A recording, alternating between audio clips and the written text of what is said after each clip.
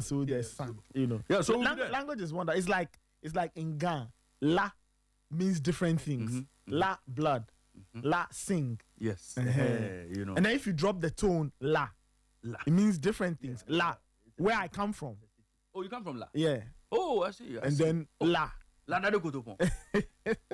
And then La. Fire. I'm not sure we fit chop MP for that. Charlie, you too. True.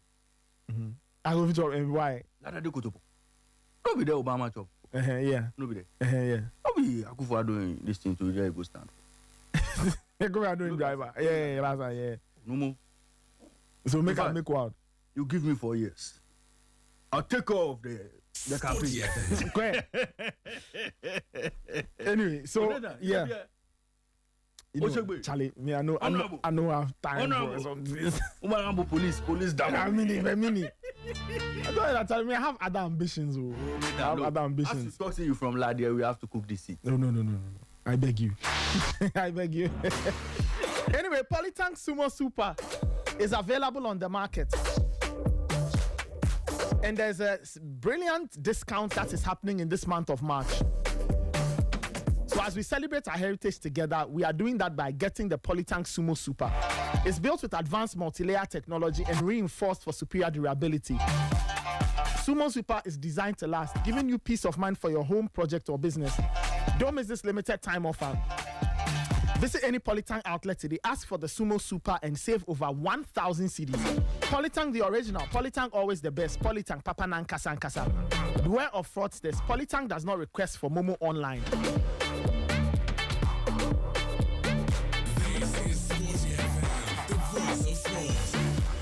Now if you're looking for great food in a cool spot, Delish restaurant is now open at the University of Ghana poolside, right behind the UG Stadium, serving breakfast, lunch, and dinner. So if you want jollof rice, fried rice with chicken, grilled or fried, assorted noodles, yam chips with spicy wings, club sandwiches, banku and tilapia. If you want ampesi and things, go to Delish. The food is wonderful. And they have a wonderful space where you can do your hangouts, business meetings, or you can chill with boys, and girls. Every Wednesday is karaoke night. Every Friday night is game night or live band. I'm sure they alternate. Maybe this week is game night, next week is live band. Yeah, all of that. If you want to speak with the people at Delish, call them on 054-080-0000 or 056-004-4444. Find them at the University of Ghana poolside behind the UG Stadium. They are open Monday to Saturday, 7 a.m. to 11 p.m. So by this time, they are open. Sundays, 9 a.m. to 11 p.m. So go there and enjoy yourself. Delish Restaurant, great food, great vibes every time. Follow them on social, Delish Ghana, Delish Ghana, on Instagram, TikTok, Facebook, and X. The question of the morning still stands. If you were in CAF's position, let's say you have been given the opportunity by CAF to adjudicate this AFCON final issue, what would be your verdict? What would be your ruling? Now, the context of it is that yesterday, CAF announced that they had gone through the case at the appeals level and they had awarded Morocco the AFCON title. Now, I'm going to read the ruling for you, but you can send me your comment 054-257-1061. 054-257-1061. I'll be taking calls a little later. And then we'll talk about the Champions League as well. If you thought we had forgotten about the Champions League, we haven't forgotten about the Champions League. The Blues. What? The Blues want to run away. The Blues want to run away. No, but we'll talk about the Champions League. So, okay, let me go through the ruling. The ruling from CAF. Your messages are equally welcome. 054-257-1061. Okay, so let's get into it. So yesterday, CAF brought a statement. I was in my house relaxing, and then I got some email. So what email is this? Then I opened the email. Ray, I read the thing, closed it, and opened it again because I couldn't believe what it is I had seen. For the avoidance of doubt. Very good. So this is what CAF said. Now, listeners, I'm going to read the statement in full from CAF's official website. Good. From CAF's official website. And then whilst you are reading, we'll be underlining some keywords. Yes, so that people can get an understanding as to what happened. And of course, the question of the morning still stands. So please send in your WhatsApp messages 054-257-1061. When we are done, I'll read some of your WhatsApp messages. We'll take some calls up until 8, and then we'll see. I'm sure people will have a lot to say. Maybe we'll take some calls beyond 8. We'll hear different perspectives and all of those things. Anyway, so CAF yesterday said the CAF Appeal Board decided that in application of Article 84 of the regulations of the CAF Africa Cup of Nations, the Senegal national team is declared to have forfeited the final match of the Total Energies CAF Africa Cup of Nations Morocco 2025 into bracket the match, with the result of the match being recorded as 3-0 in favor of the Federation. Okay, let me read it as I see it. In favor of the Fédération Royale Marocaine de Football, FRMF. The Confederation of African Football's Appeal Board decided today, which was yesterday, that in application of Article 84 of the rules of the AFCON, the Senegal team is declared to have forfeited the final match of the AFCON. On the appeal by the FRMF, which is the Moroccan Federation, regarding the application of Articles 82 and 84 of the regulations of the CAF Africa Cup of Nations, the CAF Appeal Board made the following rulings. 1. The appeal lodged by the Moroccan Federation is declared admissible in form, and the appeal is upheld. The CAF Disciplinary Board decision is set aside. 3. The CAF Appeal Board further finds that the conduct of the Senegalese team falls within the scope of Articles 82 and 84 You can read that side again. of the regulations of the Africa Cup of Nations. Take that one again. The CAF Appeal Board further finds that the conduct of the Senegal team falls within the scope of Articles 82 and 84 of the regulations of the Africa Cup of Nations. Now, for context sake, what do Articles 82 and 84 say? I'm going to read Articles 82. I'll add 83 and I'll read 84. Sporty FM. Article 82 says, if for any reason whatsoever a team withdraws from the competition or does not report for a match or refuses to play or leaves the ground before the regular end of the match without the authorization of the referee, it shall be considered loser and shall be eliminated for good from the current competition. The same shall apply for the teams previously disqualified by decision of CAF. Take the 82 again. Article 82, I read again. If for any reason whatsoever, Underline, for any reason whatsoever, a team withdraws from the competition or does not report for a match or refuses to play or leaves the ground before the regular end of the match without the authorization of the referee, it shall be considered loser and shall be eliminated for good from the current competition. Bam. The same shall apply for the teams previously disqualified by decision of CAF. it's a very serious one. Article 83, I'm adding that. A team that shall not be present on the ground, dressed to play at the time fixed for kickoff, or at most 15 minutes later, shall forfeit the match. The referee shall register the absence of the team and shall write it in his report. The organizing committee shall take the final decision in this respect. Now, 84 is an article that is consequential. So consequences of 82 And 83. So if you do 82 and 83, or you commit any of the violations of 82 and 83, 84 now tells you what will be done. So that is Article- what we call the consequential act. This Thank you. is Sporty FM. Article 84 says The team which contravenes the provisions of Articles 82 and 83 shall be eliminated for good from the competition. The team will lose its match by 3-0. Hold on, let me find this. The team will lose its match by 3-0 unless the opponent has scored a more advantageous result at the time when the match was interrupted. In this case, this score will be maintained. I repeat, the team which contravenes the provisions of Articles 82 and 83 shall be eliminated for good from the competition. Sporty FM. The team will lose its match by 3-0 unless the opponent has scored a more advantageous result at the time when the match was interrupted. In this case, this score will be maintained. The organizing committee may adopt further measures.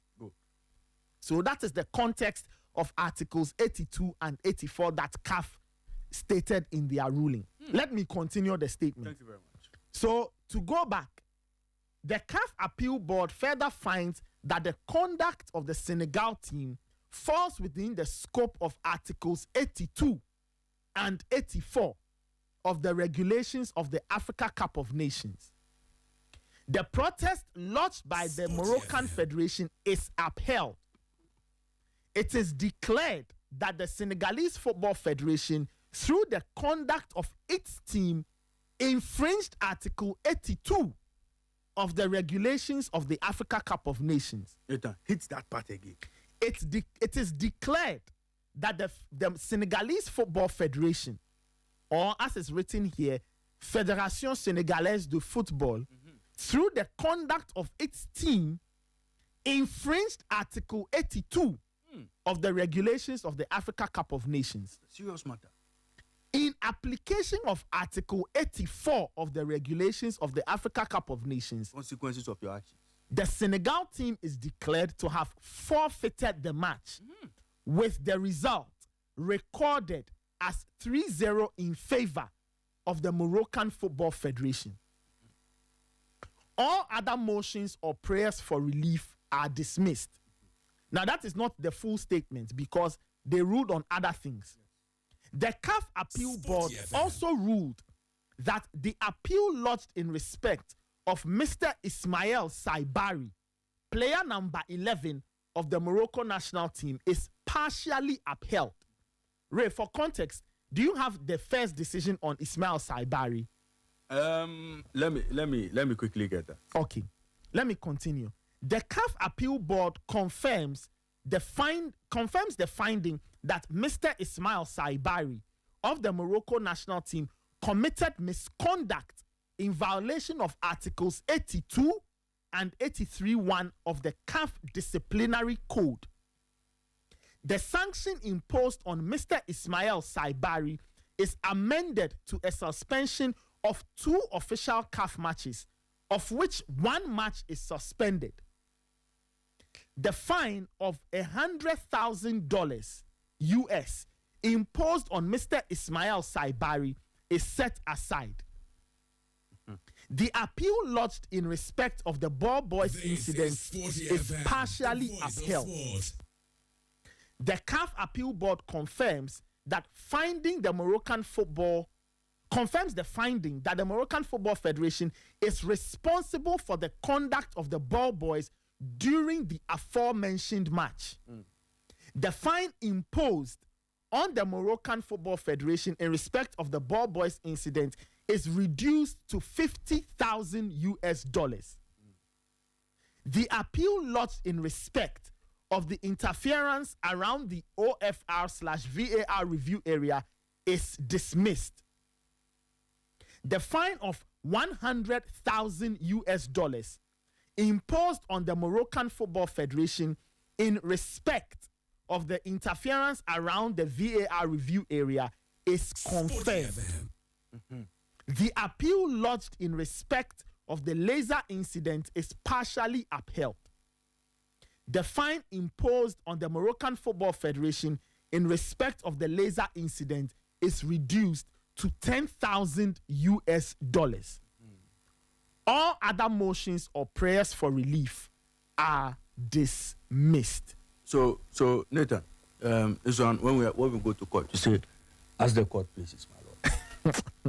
As the court pleases. So, listeners, that is the full statement, Nathan, from CAF. before I go, see this ruling in law. When the lawyers sit at the table, they tell you res ipsa loquitur. What's the meaning of this one? The thing speaks for itself. This matter speaks for itself. Look, CAF is standing on Sporty FM. Articles 82 and 84 to take the trophy away from Senegal. Look, in the first place, was there enough reason for the disciplinary board to take this decision based on Article 82? Was there a prima facie established in that matter? Yes. Again, was there enough grounds for them to stand on 82 for whatsoever reason? Was there enough grounds? Yes, of course. Okay? And you see, when you read the CAF statement carefully, the CAF statement is very, you see, they choose their words carefully. They say, Nathan, listen to this part. And that's why I asked you to take your time and stress on some parts of it. Is that the CAF Appeals Board further finds that the conduct of the Senegalese team falls within the scope of 82. Is that what the statement is? Falls within the scope of Articles 82 and 84. Falls within the scope. Which I'm trying to find. The statement you just read, the third point. Yes. It says the conduct of the Senegal team falls within the scope of Articles 82 and 84. So now when we say falls within the scope, of the what does 83 AFCON say? It says, regulation. if for any reason whatsoever, a team withdraws from the competition or does not report for a match or refuses to play or, Nathan, this part, or leaves the ground before the regular end of the match without the authorization of the referee. Did that happen in that game? Did Senegal walk off the pitch without the authorization of the referee? Yes, they did. So, has there been a rule breach with regards to the regulations? In terms of what? Leaving the pitch Leaving without the pitch authorization. Has there been a yes. rule breach? Nobody told them to leave and they left. When we were at this school, when we went the first, they told us that a breach of common sense is a breach of school rule. Or is it? A breach of school rule is a breach of common sense. You have breached the rule. Clearly, you have breached the common sense. So common sense did not prevail when the Senegalese players were walking off the pitch. Knowing very well that they were not authorized by the referee to leave. Common sense did not prevail. Ray, okay. So after common sense didn't prevail in that incident, Yeah. the law wants to now rule on this matter using the letter, every letter of Article 82. And it is simple. You have left the pitch without authorization from the referee. You are falling foul of the regulations that guide the competition. Okay, but Ray, And so you have been punished duly. the counter argument people make is that they came back. Oh, you see, Nathan, you see, this came back matter. Of course, the referee could have ended the game then. But it was a cup final. Of course, a lot of things were happening around that time. Referee, oh, don't do this, don't do this, don't do that. But you see, the Senegalese coming back onto the pitch did not wash away their sins they committed in Article 82, which is walking off the pitch without authorization. It didn't purge them of that sin. So if Morocco now decide to go to court to appeal the decision based on 82 that they walked off the pitch without authorization and all, of course, the case will be listened to. Don't hear the case. So you are saying that on the principle of the rules. The rules. But somebody will say that, well, Senegal got punished because their coach was fined. I need to go back to the fines. I was. I wanted the Saibari. I'm going to share that with you quickly. And listeners, as we do all of that, the question of the morning is still active. If you were given the chance to adjudicate this matter, how would you have ruled? What would have been your ruling? What would have been your decision on this? Let me know. 054-257-106. When I see that a couple of WhatsApp messages or some WhatsApp messages have come in, I'll get to those WhatsApp messages. So my predecessors, please copy and paste the messages. I'll go through each one. And then we'll open the phone lines as well. We'll open the phone lines as well a little later. You see, this is a very interesting matter that I had I have a lot of interest in, but Yes. you see, because of I know you have some other important business. Lawyer Azinga will be back tomorrow on this case. No problem. We'll get into it. I'll be back on this case. No problem. We'll get into it. So, listeners, you have heard. I've gone through the rules or what CAF said yesterday through through its website. Your WhatsApp messages are coming through on 054 257 1061. 054 257 1061. I'll go through your messages. In the meantime, my producers, we can take calls, right? We can take calls. Okay, hold on. You sent me a message here. Hey, which one is this? Listeners, pardon me. Sporty FM. Okay, all right. We'll get to the lines in a bit. We'll get to the lines in a second. But you can send me your WhatsApp messages 054 257 1061. I'd love to hear what people think of this. But the question is that I know people are saying no. That the question is not whether you agree or disagree. I want to know if you were given the chance to adjudicate this matter, what would be your ruling? What would be your ruling if you were given the opportunity to adjudicate this case? CAF has called you, Mr. A or Mr. B. We have this case. We want you to give us a judgment. What would be your judgment? What would be your judgment? As for the comments, yeah. I want your own judgment. If you had the chance to judge this case, how would you judge the case? How would you handle this case? 054 257 1061. Calvin Owusu is joining me. I don't know. Okay, I think we are trying to get someone on the line. This is Sporty FM, the voice. Okay, maybe let's go to some of the WhatsApp messages first as we try to get one or two people to give us their thoughts. Okay, people are saying all kinds of, but people are not answering the question of the morning. If you were given the chance to adjudicate this matter, how would you handle it? What would be your decision if you were given the chance to handle this matter? People are sending me all kinds of comments. Anyway, we'll go through those comments. But they are not answering the question of the morning. I want somebody to answer that question. If you were given the opportunity to adjudicate this matter, how would you adjudicate the matter? How would you adjudicate the matter? I want to know how you would handle the matter if you were given the opportunity to handle this particular case. All right.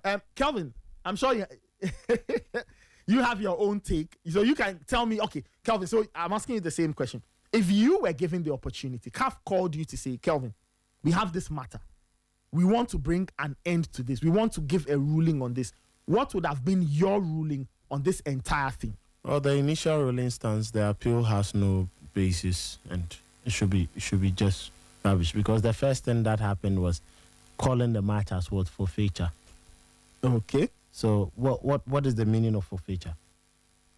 Means you walked off, you did not come back to play again. Okay. That is forfeiture. You forfeit a game when you decide not to turn up at all. You decide not to turn up. And we know that by IFAB on-field decisions for a game to be deemed as an end or to start and restart play is by the whistle of the referee. The referee was there, the match coordinator or match commissioner or whoever, CAF officials at a major final like that. They spoke to Senegal to return, and they did make their return, which means that they did not forfeit the game. They decided to complete the game over 120 minutes. Okay. That happened in the 98th minute, and then they missed the penalty. Extra time was played, and Senegal managed to win. Okay. So it means you've given them that opportunity to get into, the game. Okay. And then play again. Okay. Now there are several questions. Why did the referee not end the game? Okay. Why did the game continue after Senegal walked off? Why were the Moroccan officials and players and everyone involved trying to let Senegal come back onto the pitch and play, which they agreed because they had a penalty and they thought they were just going to score and then that would be all? Why did the CAF officials referee in Dallas report, not become the basis by which where is that report? We want to know. Well, nobody knows where the report and why is. did It's the only same CAF CAF who can officials answer. proceed with the ceremony to award Senegal the trophy? Okay. Because the rules are clear.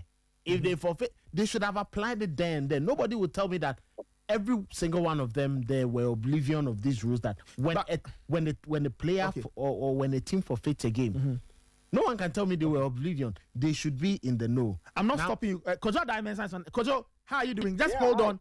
Hold on. Kelvin is making his point. When he's done, I'll get to you. Yeah, So just hold on for I'm me. cool. I'm really enjoying his submission. Okay. Go on. Yes, you get Go it. on. So now, by virtue of this, CAF, you proceeded with the ceremony to award them the trophy, the medals, and everything. And now you come back with this. Can we now say that, This CAF is Sporty itself FM, the presided voice of over an illegality and stamped it as legal? That's an interesting point. And can we also say now that if you do not know the rules of the institution you manage, then it raises questions over those who run and administer football on the continent. Like I'm saying, just when Senegal walked off and they were declining to come back, someone should have quickly applied the rules, and the match coordinator should have just told the referee to just whistle, end the game, and then everyone would just know that Senegal failed to come back to play the game. Okay. This is a shame. It's disgraceful. That I agree with you on. You throw away all these rules and procedures, and then you come back Sporty later FM. to tell us this. Okay. And they found no appropriate time. Look at when they announced the decision. It was so shameful. In the night, the people at CAF, I think that CAF should, I don't know, they will have to come back and explain a lot of this. And I mean, I say that, okay, I'll come back. I'll come back to you, and I'll ask you a question about how we punish, because what Senegal did, to be honest, what they did wasn't also cool. It wasn't great. So how do we deal with these things going forward? But let me go to Kojo Dimensa. Kojo, good morning once again. Apologies, you had to hold the line. Oh no! This is not. I can stay on the line the whole show, cry and be part of the conversation. There's no big deal. And Kelvin is so spot on. I saw his Facebook post. I mean, he's alluding to similar things he had already posted. Yes. I agree with him 210%. Okay. But Nathan, your last question that you are going to put to him, Yes. has already dealt with it. They've punished Senegal already. You were asking, so how do we deal with it? They've already dealt with it. They've punished Senegal already, and Morocco, we all agree that, okay, in fact, I thought the punishment was a tad short of identifying the individuals within the Senegalese fans who also did what they did. But that was it. That should have been the end of the story. And I completely, look, the FIFA rule is clear. The referee is the final authority on happenings on the field of play. He should have applied Article 82 on the field of play. But once the game resumed and ended properly, somebody will say logically, that was it. That was the end of the matter. But It avoided Article 82. But what some people say that Senegal, so as a matter of fact, Senegal did walk off the pitch. That was established. So what will you say to the counter argument that says that, okay, in retrospect, we can say that we handed Senegal a fine and all of that. Yes. Some people argue that maybe that's not strong enough. So let's employ or let's trigger a stronger punishment. Yes. You can, which I was even advocating for. You can deploy every strong punishment under the sun, except to strip them of the title they won on the field of play. They could have even said they have been banned from the next AFCON. They could even say that you have been banned for the next 2 or 3 AFCONs. They could do that. But for this particular AFCON, to strip them of the title, it's such a disgraceful, shameful act. I can't even fathom it. I can't. And why do we always give the world press an opportunity to ridicule us? We've just given the world press fodder that they will chew on for the rest of our lives. Unless CAS reverse this decision, which I pray they do. They need to reverse this decision. And even if CAF reverses the decision, the disgrace is still there. It just shows the character of CAF. And I feel sorry for Motepe because I thought he was coming in. You can see he's trying to change the face of CAF. He's trying to change the image of CAF. Yeah. Then this, why? He cry, blame himself. Because he has played into the hands of Morocco too much. To the extent that at his post-AFCON press conference, if you recall, he was praising Morocco so much and telling everybody that you can't blame CAF if we bring everything to Morocco because everything is sorted. Why are you stopping that plan CAF had of rotating the events so that other countries will have an opportunity to develop their infrastructure? I mean, I was in Tanzania not long ago. They are working so hard in anticipation of the AFCON. It gives an opportunity to develop other people's infrastructure. But you, dear Motepe, everything Morocco. You ban a country from hosting a qualifier, Morocco. You do this, Morocco. You brought your FIFA office from Egypt to Morocco. So he's glad to, I blame him some. But this one, once the referee did not take that decision on the field of play, that's where it ended. Okay, there's absolute no. I wish I could lay hands on the full ruling. Yeah, that's. I mean, Calvin was saying they've released it Nicodemously at night, so now we are all just speculating. I would like to read the full ruling to understand the basis upon which they are stripping the title from Senegal. What we have is a statement, and then they make references to the articles. Yes. I think the AFCON rules are there, so that's where you have articles 82, 83, and 84. Okay, Kojo, what would you... I listened to Pierce very quickly. You see, that's why I'm saying the world. I listened to Pierce Edwards this morning on BBC. Yeah. And he was like, he's even surprised that it has taken this long for this decision. The rules are clear in black and white. You forfeit. But he failed. He stopped short of blaming the referee. And it's now making it look like it is CAF that don't know their left from their right. African football is a mess. That's how I interpreted Pierce Edwards' interview. It's really sad how we work so hard. Some of us work so hard to try and improve the image of African football, African everything, and then this happens. It's really sad. I mean, look at the kind of pedestal Sporty, for example, is putting us on. Then you go to AFCON, you do these documentaries, everything. Then just because of this, somebody will just rubbish maybe Labi's documentary, which is world standard. Yeah. And I can't believe it. I can't believe it. Kaltufo says, Kojo, why are you shocked? This is CAF. But I'm in shock. Complete shock. Well, I mean, Senegal say that they are going to appeal the... They should be there. They should be in CAS, in Switzerland, at CAS offices. They should be there this morning. They should be there. Private jet. This one, I agree, private jet matter. They should fly private jet straight to Zurich. Could you tell me, so going forward, what do you think can be done to ensure that things like this, walk-offs and related things do not happen in future AFCONs? Because some people believe that by not laying down the law, you've opened the window for teams to attempt some of these, knowing that the worst they can get is a huge financial fine, which they can pay off anyway. How does CAF ensure that going forward, teams do not attempt to do what Senegal did in the final? You want people like referee Ndala not to do what they did and apply the law there and then. Somebody should have been talking into Ndala's ear that he should apply the letter of the law. He seemed to have been applying the spirit of the law. He was sort of, I think, gauging the mood in the stadium and what it would have meant if he completely stopped the game. I think maybe, I'm just speculating, maybe that's what he was thinking. And then he felt, I don't think he thought for a moment that the penalty was going to be missed. Well, probably. Had the penalty not been missed, we wouldn't be talking about this right now. All this would not have been up.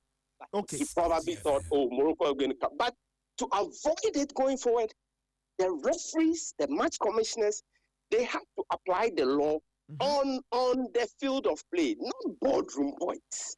It should happen on the field. But Kojo, I mean, in the history of football, all kinds of decisions have been taken in the boardroom. For example, recently South Africa had Teboho Mokoena. They fielded Teboho Mokoena in a World Cup qualifier.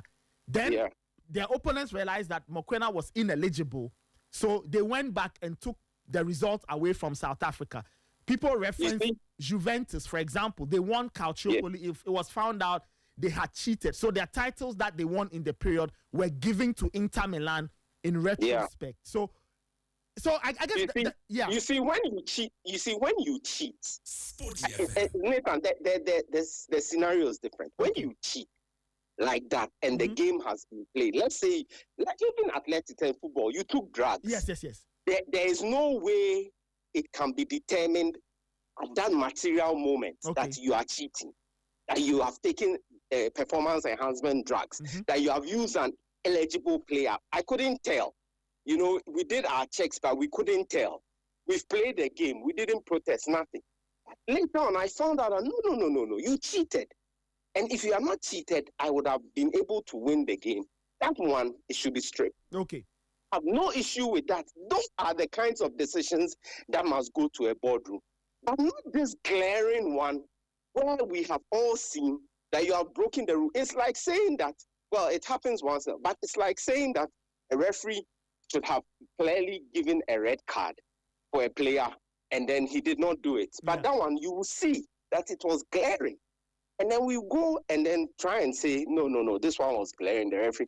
Even that, we've seen referee errors that have not been overturned. That's true. Because it is deemed that the referee's decision on the field is final. Yeah. Even with VAR, we are getting those ones. So the comparison is not the same as you later on found that a player had cheated. No, it's not the same. This one, we always seen that Senegal were breaking the law. They had broken the law. Article 82 is clear. Yeah. If you forfeit, you lose. And he should have shown, in fact, if somewhere in the rules even, he had the right to show all those players who left the field a red card. And if 10 of the players or 9 of the players left the field, he had the right, the law gives him the right to show all those 9 players a red card. Okay. What does that mean? Senegal doesn't have enough players to continue a game. That means game ends, Morocco wins. Yeah, that's true. You should have done. So you could have done that. So you mentioned application of the rule as one thing. Is there any other thing that CAF can do or should have done or whatever to ensure that in the future we don't have a repeat of walk-offs in, let's say, finals or during tournaments? There's always a perception that CAF tries to push a host and win agenda. Okay. All the time. There's always, unless the country hosting it is a very minnow, in quotes, country. We didn't see that in Equatorial Guinea. Okay, we didn't. And it is maybe considered as a minnow. But this perception about CAF always pushing a host and win agenda, we need to take it, they need to really take it up very seriously and try and avoid, because throughout the tournament in Morocco, even though Morocco are a good side, there was a very strong perception that Morocco were being aided to at least get to the final, to ensure that the fans are there, to ensure that the atmosphere is there. And imagine Morocco gets out of the tournament in the group stage. That will mess up the whole tournament. We saw the attendances when Morocco was not playing. So there's always that perception. And CAF needs to work hard, very, very hard, to eliminate that. I think even though Cote d'Ivoire won the other AFCON, everybody was very happy with the refereeing. The officiating was great. Nobody even felt that CAF were pushing a host and win agenda. Indeed, Cote d'Ivoire had just sacked their. Nobody gave them a chance. But you see how that tournament went? That is the kind of tournament we should be looking out for. The one that was hosted by Cote d'Ivoire. Even though it was a host and win, officiating was spot on, logistics was spot on, security was spot on. I know they don't have as great infrastructure as Morocco have, but it was a beautiful tournament. And that is the kind of model tournament I think CAF should be looking out for. You don't have to go to very, very, very, very, very developed country like Morocco. The Cote d'Ivoire did it and did it beautifully. And I believe Kenya, Uganda, and Tanzania can equally do the same, especially Kenya. Quite interesting. Yeah. Yeah, I mean, I agree with you on that point, the development of infrastructure all across the continent. So everybody gets a taste of the competition. I mean, Nathan, yeah, we've announced that WAFCON has been postponed, right? Yes. Where is the venue? It was originally set for Morocco. Nobody knows which other country will host it. It's sad that we are in March. March is almost over. Yes. April, May, June, July. 4 months to the tournament. You don't know where you are going to play it. For you to go and do your recce, to go and check where you do training. I mean, are we serious? Everything seems to be moving smoothly. That's because of this. Morocco pulled out of WAFCON. South Africa comes in and says, I'm ready now. I mean, they should have just picked up South Africa and moved on. But we are afraid of what Morocco will do subsequently because they've held us to ransom. Okay. No. Well, it's a very sad situation. Well, we'll see where Senegal go from there. But Coach, thank you so much for your time. Thank you so much, guys. Thank you. My regards. Hey Ray, Sasquare, team,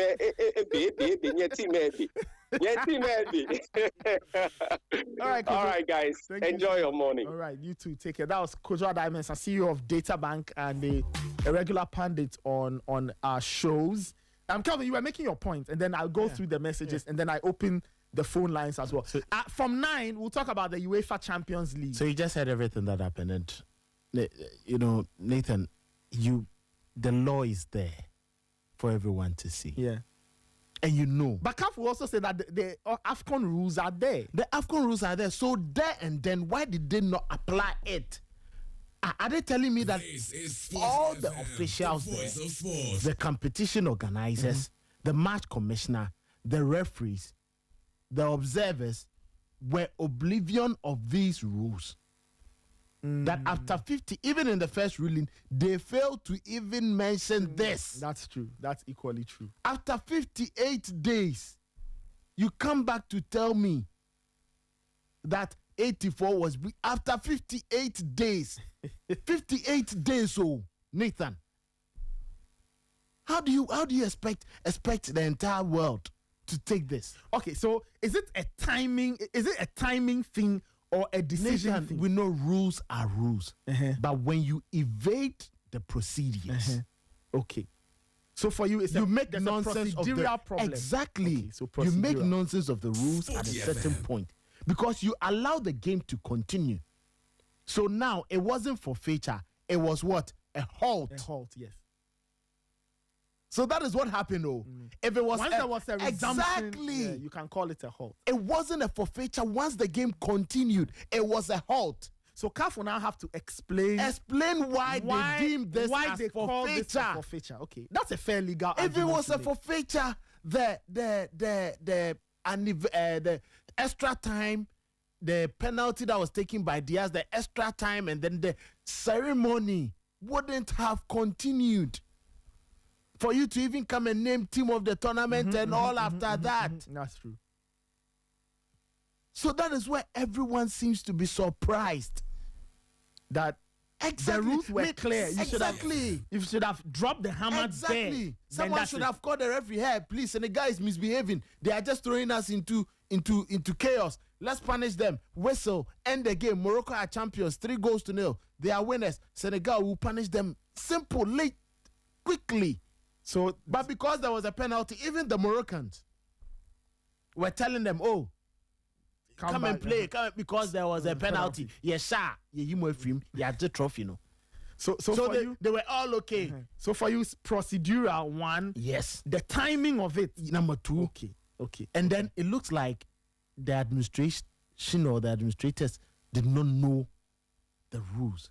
Everything seems to be in chaos. It was just recently that our colleague Emmanuel Ayamga drew attention to the postponement and then rescheduling of CAF tournaments. Yeah, about a lot of it has happened. 6 of them in the last 2 years. A lot of the postponements have happened. With the exception of COVID in Cameroon. The rest, you ask yourself, today this, today that, today this, today that. We can't follow our calendar again. even in the past, we were following the calendar.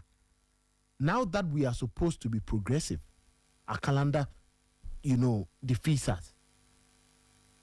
So I just take it from that particular point. Procedural lapses, the timing of everything, and everyone seems not to have known the rules of the game. If you're a match official, if you're a match coordinator, you get into a game and Senegal stays 70 minutes away from the game. That's enough time. That is enough time for you. You don't allow the game to continue, and then later you come and tell us this. And especially after the first ruling, like I'm saying, nobody mentioned this article. Oh. Nobody. But they were there. Why didn't they go by that? Yeah. If you had gone by that in that initial ruling, which came on the 28th of January, the 28th of January, if you had told us this, people would have said, oh, okay, then Senegal. But This after is Sporty 58 FM, the days, voice of The timing is really odd. I am quite surprised. And you know why? On the 28th January, they were not able to call this forfeiture because the game had continued. And they only had to look at retrospective action bans for misconduct. So it was deemed as misconduct because there was a halt. That action was deemed as what? Misconduct. You get it? So the initial ruling, the Confederate CAF Disciplinary Board imposed sanctions on Senegal Football Federation and the Royal Moroccan Football Federation and certain players and officials for the incidents during the Africa Cup of Nations Morocco 2025 final, which violated the CAF disciplinary code. So the first ruling was hanging on the CAF disciplinary code. Thank you. So And they then- deemed the game, the on-field event, the actual football, as valid. They validated everything. It is the reason why the game continued, and the presentation was done, and Senegal were deemed as winners. CAF did all the artwork. But by that time, interpreters say, so the CAF legal body, nobody knew that these were the competition rules. So there are two two Hey. sets of rules here: the disciplinary code and then the competition Yes. rules. And I agree with you to the extent that they should have clashed. So the two should have gone together. Thank you. Competition rule, disciplinary May code. that say. We come to a May conclusion. that say. Okay. But you put one One aside, aside, and and then you after come- 58 days, Yeah, I agree with you. and you don't think this is disgraceful? Sporty FM. People don't think this is disgraceful, and some are defending this. I agree. The with action from Senegal was terrible. Yes. It shouldn't have happened. me that is Yes. that is where I stand. It shouldn't have happened. That Senegal But once you allow them, misconducted themselves, yes, once you and they should have been punished. exactly, and the punishment should have come right from The punishment. I don't think the punishment when should they have walk been a when they walk monetary down the fine, tunnel yes. So you punish them there. quickly. That is per the competition rules. Yes, So you have to employ competition rules at that time. may that say you fail to employ it, and then you come back and say this after 28 get days it. when It- you had, it looks when you really when you odd. had used the disciplinary code. It looks really odd. on Yes. CAF. And CAF can only help itself, and we don't even know. And you see, the appeal- funny part of it is, look at how they have reduced the sanctions of Look at Saibari like that. Hey. That's the part that I find. Why have they? I mean, we could see. I don't think that they should have even touched Touch Saibari. it again. Don't touch it. You've punished the player. Let it go. CAF just hasn't helped itself. 8:27. Let me read some of the WhatsApp messages and then I'll take some calls. The question of the morning still stands. If you were in CAF's shoes, how would you adjudicate this case? Right? How would you adjudicate this matter? Augustine from Kaswa says that, though I'm not happy with the aftermath of the AFCON final, I think crowning Senegal as initial winners was plausible and expected. But there's a part of me that thinks that the decision to hand over the trophy to Morocco makes more legal sense. In matters of law, justice is the only byproduct. That is Augustine's issue, or that is his point. Otunfor writes, what happened in the AFCON final was barbaric. It shouldn't be tolerated. I support CAF's decision, and I blame the referee for not blowing the final whistle for the game to come to an end. The decision will serve as a deterrent to the next country that thinks they can misbehave in a game of football and get away with it. Ghanaian fans are here complaining as if our referee Daniel Lai is not a culprit as far as the perceived bias on referees or perceived bias in terms of referees is concerned. He was the VAR referee that denied Cameroon a penalty which was not reviewed at all. Kudos to CAF. That boy Koba from Eden Heights in Wager says, CAF's decision seems inconsistent with the facts of the game. Senegal's return and completion of the game should be taken into account. Me too, if the referee knew the law article, why did he continue the game? Okay. Kofori from Ekiapim says, if the referee ended the match before Senegal came back, CAF could have been right. But once the referee didn't end the game, Senegal is the winner. So CAF has no case. The entire Senegalese team did not leave the pitch, okay? CAF is ruining the beautiful game. Senegal walked off, but they returned. So what are they talking about? This one says, if Senegal refused to return the trophy and medals, what will happen? I don't know. And this is novel. This hasn't happened before. So we wait to see how CAF will handle this very new situation. Enes from Accra Central says, leaving the pitch is different from leaving the ground. Okay, that's another interpretation. This one, Francis from Atonsu says, CAF have not only rubbished their own rules, but have set a bad precedent. On what grounds are the fines for the ball boys and Saibari reduced? So is CAF now inciting home teams to hide behind ball boys and misconduct themselves? That's a fantastic question. Because looking at this ruling, it looks like CAF is warranting teams to misbehave anyhow, provided they are the home team. I don't know if you want to stretch that interpretation to mean that. But again, you have your right to think like this. Jones says, in case Morocco won the game like this, would the law be applied? Interesting question. Nobody knows if Morocco had benefited. Again, we can only conjecture. Okay? This one says, I know rules are rules, but I don't understand something. CAF should explain the meaning of grounds because you are talking about the pitch. Did Senegal leave the field or the ground? Emmanuel is asking. Again, CAF will have to explain what they mean. I only read the rules to you. The lawyers will tell you there are so many lacunas. The lawyers argue that lacunas. There are so many windows. loopholes. The windows. So Senegal will have to make a legal argument. Yes. They'll have to make a very strong... And CAF would have to come and explain what they deem as forfeiture, what amounts to forfeiture, what amounts to withdrawal and all that. So I like this. When the matter goes to CAS, we'll all follow it. I like sometimes legal arguments are brilliant because sometimes you have to test the law to see the strength of the said law. And if there are weaknesses, you strengthen them. Okay? Yeah. Let's take some more messages and then we'll open the phone lines to see what people have got to say. Lomo from Apam says, Morocco also left the pitch. Interesting one there. Did Morocco leave? No, they were there. I think they were on the pitch. They stayed. They didn't go anywhere. Okay.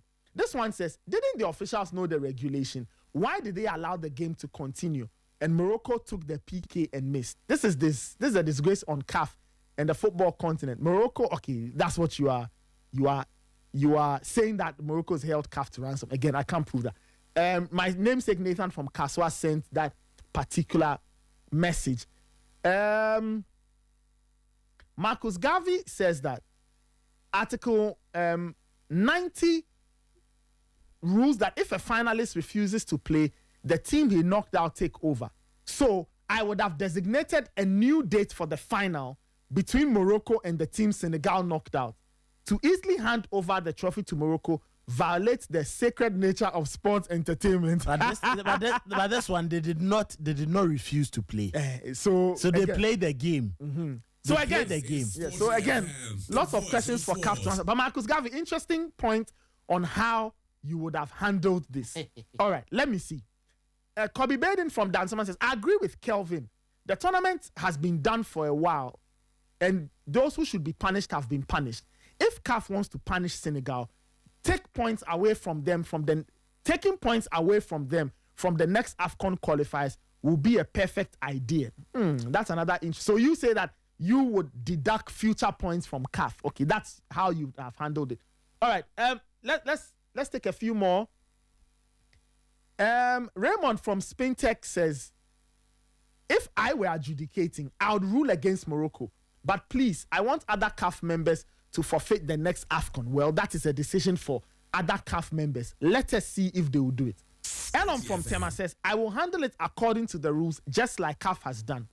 Things like this shouldn't be encouraged. It sets a bad precedent. If there wasn't any strong punishment like this, can you imagine what could happen in the if the AFCON qualifiers? People could leave the pitch anyhow when they don't agree with refereeing decisions. Elom from Tema. So Elom agrees with CAF. Okay.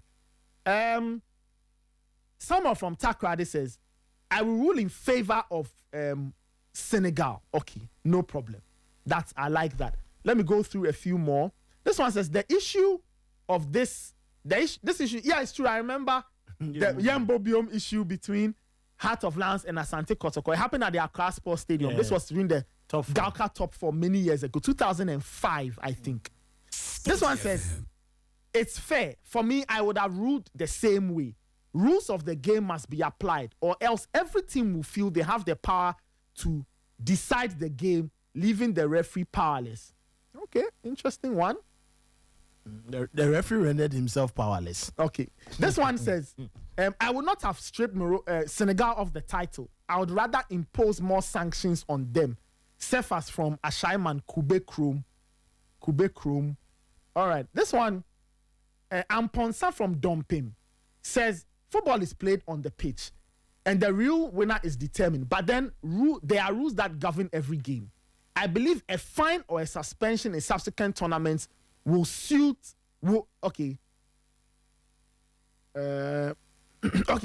such cases rather than securing a hard-fought victory.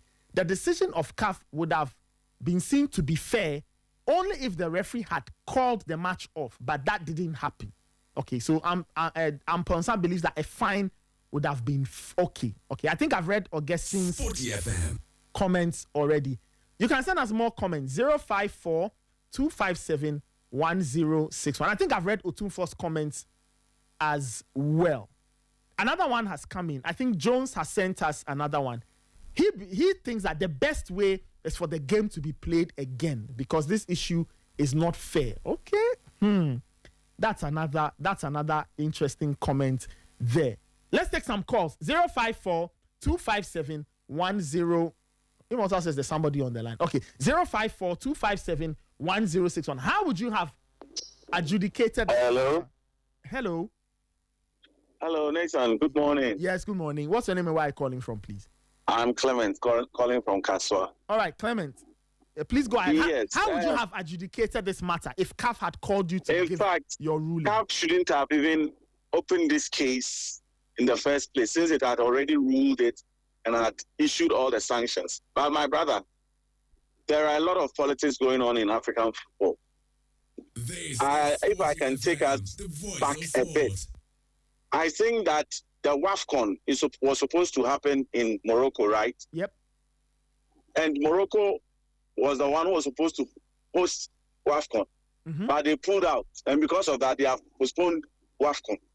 But all these come into play. Hold on, and relax. they do Kelvin, influence. I just want to double check. Kelvin, did Morocco officially pull out of hosting the WAFCON? No, of course. They didn't. No, it wasn't official. It wasn't official. They didn't officially pull out. It wasn't official. So why have they postponed WAFCON? That decision came from CAF. They deemed that all of these issues come into play. So this is and from I you. believe hold on, from my end. So you are the one who. End. So you are speculating. Yes, I am alleging. You are alleging. Okay. Yes, that. Oh, and you see, when countries or nations are banned, where do they go and play? So if you are alleging, then we are issuing a disclaimer. Then we are issuing a disclaimer. Everybody who's listening, I beg you. This is Clement's point. No, Clement, no, we are, and this is no joke. We are saying it because if one day somebody drags us to cause that we said this, this is the proof we have. Oh, of course, I don't have a problem. So I'm saying that. I'm saying that, my brother. That is Clement's point. Not at Sporty FM. Clement, make your point. Yes. So my point is that there are a lot of politics going on, and CAF feels that they will shoot themselves in the foot. So if they allow this thing to go on ahead, they are going to find themselves wanting. Therefore, let us do something to appease Morocco. Why should Sabari or whoever, that thing that he did on the field, why should they still go ahead to reduce the sanctions?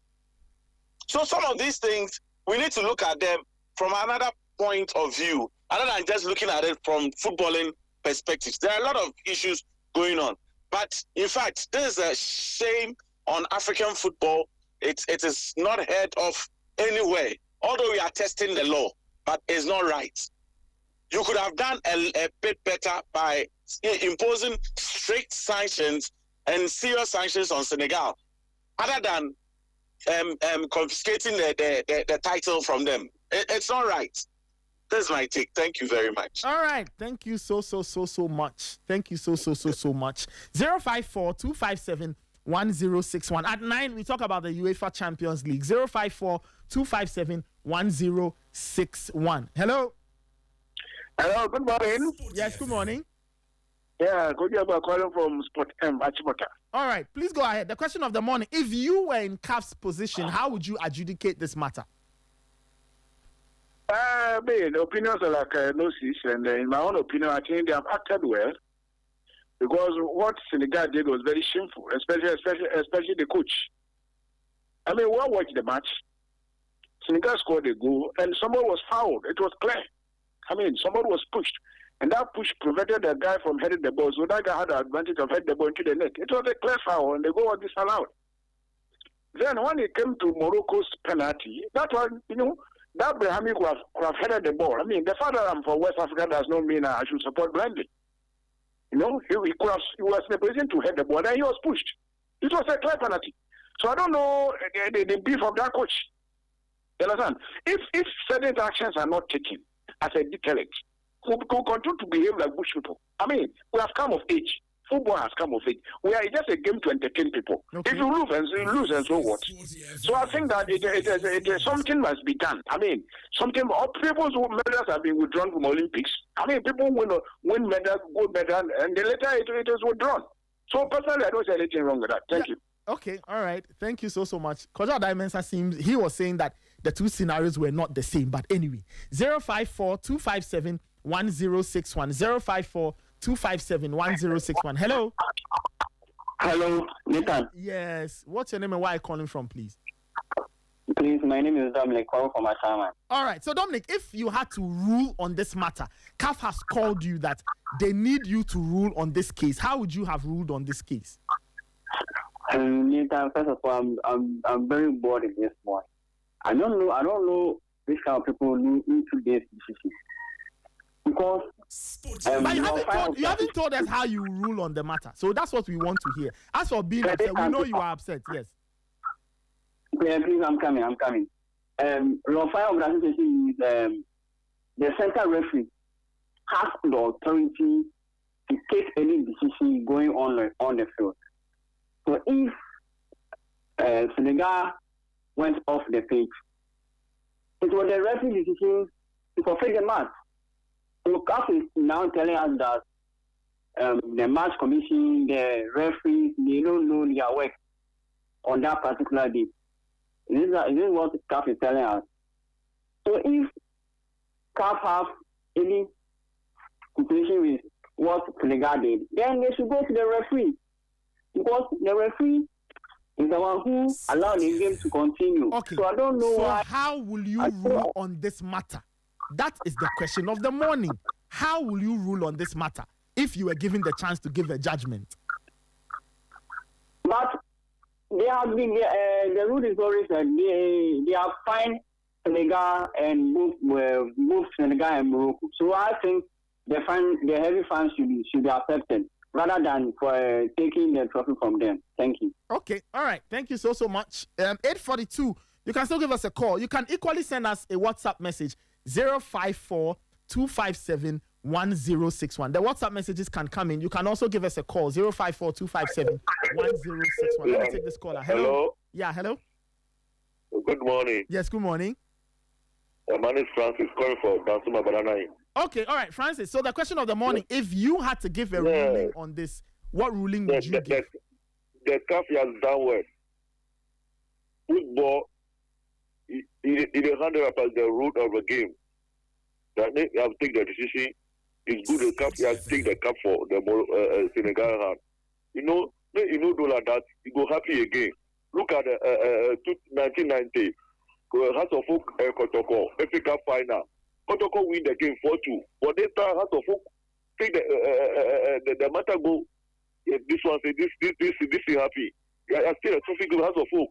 Look at the Juventus, all the DC, the football, be only the fun. You can play football, the rule of the game. Okay, so how would you rule it? So how would you rule it? Yeah, I think the trophy for Senegal and give to Morocco. Oh, okay. Yes, the football, you don't go happy again. You don't go happy again for all the Europe and Africa that people will learn that next time you go play football, nothing happy. If you not remove in the park. Like Senegal, you don't leave the park. That's you happy. Like everybody for the park. That they like, anything happy. You play the penalty, you miss out. If you not take your decision for your hand. Okay. That the CAF has done well. Thank you. All right, thank you so much. Please, more WhatsApp messages are welcome. 054-257-1061. You can also give us a call 054-257-1061 or 030-279-4805. Let me take this caller. Hello. Good morning, Nathan. Yes, good morning. Nathan, today I'm calling you from Jolu. Otunfo, please go ahead. You had Jolu this morning. I see. Please go ahead. Yeah. So, Otunfo, the question of the morning: if you had the chance to rule on this case, what would be your ruling? Nathan, after taking the trophy from them, I will still ban them about 3 tournaments in additional. Hey, no, you see, Nathan, we've been watching football for so many years, and you know, whatever. If Senegal, they deemed it fit, to disgrace the entire Africa by walking off the pitch, Nathan, don't you think we should also deem it fit for them to also receive severe punishment? But they came back. The ref allowed the game to continue, right? Nathan, you listen to yourself. No, I'm asking us. That's why I'm asking you that. If you could rule, okay. So how will you rule that? How will you factor that into your judgment? So you read one of the messages. One guy said that the only byproduct of the law is justice. Yes. That's what the guy said. Yes, that's what the gentleman said. In this world, we can't just mix sentiment and emotions with justice. Okay. If we put laws down and want to interpret laws and then deal with laws amicably, Nathan, I think whatever CAF has done. You see, I remember on that night, I learned you had left before I came to the good part. Yes. Yes, Winston was also against the fact that the referee disallowed Senegal a goal. And Nathan, I want to put this on record that that ball was not a goal because the referee had blown the whistle even before the Senegalese player had the ball to the back of the net. Mm-hmm. So VAR had no business in there because the ball was not even in play. Okay. I think VAR can only intervene when the incident was like if the incident was in, if the game was in play while the incident happened. But this time the referee had already blown his whistle. You know, all the guys there were arguing until I give the attention to the fact that just you hold on, let's watch the replay again. Upon watching the replay, Winston came on the same frequency with me. Okay. You guys, Nathan. Yeah. You see, Ghanaians, we are African fans. This notion, like a certain notion, was created on the minds of our African fans that the game was, the tournament was, working to favor the Moroccans and blah blah blah blah blah. Nathan, like I rightly texted to you in the semi-final game against Cameroon.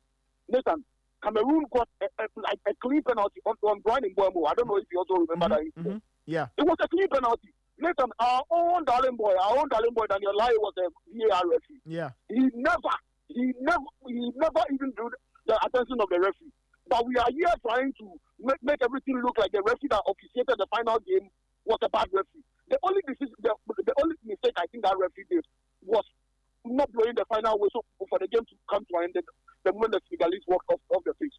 And you see Papi Thiaw, and Nathan Papi Thiaw, he should serve about 8 or 10 years ban from AFCON. You see, Nathan, too much. Nathan, I've seen this in international football before. Okay. Otum, I get you. These things don't happen often. Nathan, let me not use the line. Let others do talk. Okay. All right. Thank you so much, Otum. For time check, it's 8:48. This is Sporty FM. This is still the Sporty Breakfast. We'll get the thoughts of Selassie Adika Esquire. Selassie Adika is a lawyer. We'll be speaking with him in a jiffy. You can keep sending your WhatsApp messages 054-257-1061.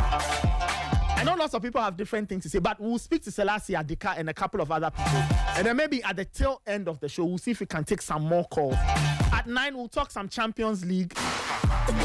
So you can equally send your comment as well. More of your messages are welcome. 054-257-1061. I see the newer messages coming in. We will, I'll get to those ones in a bit.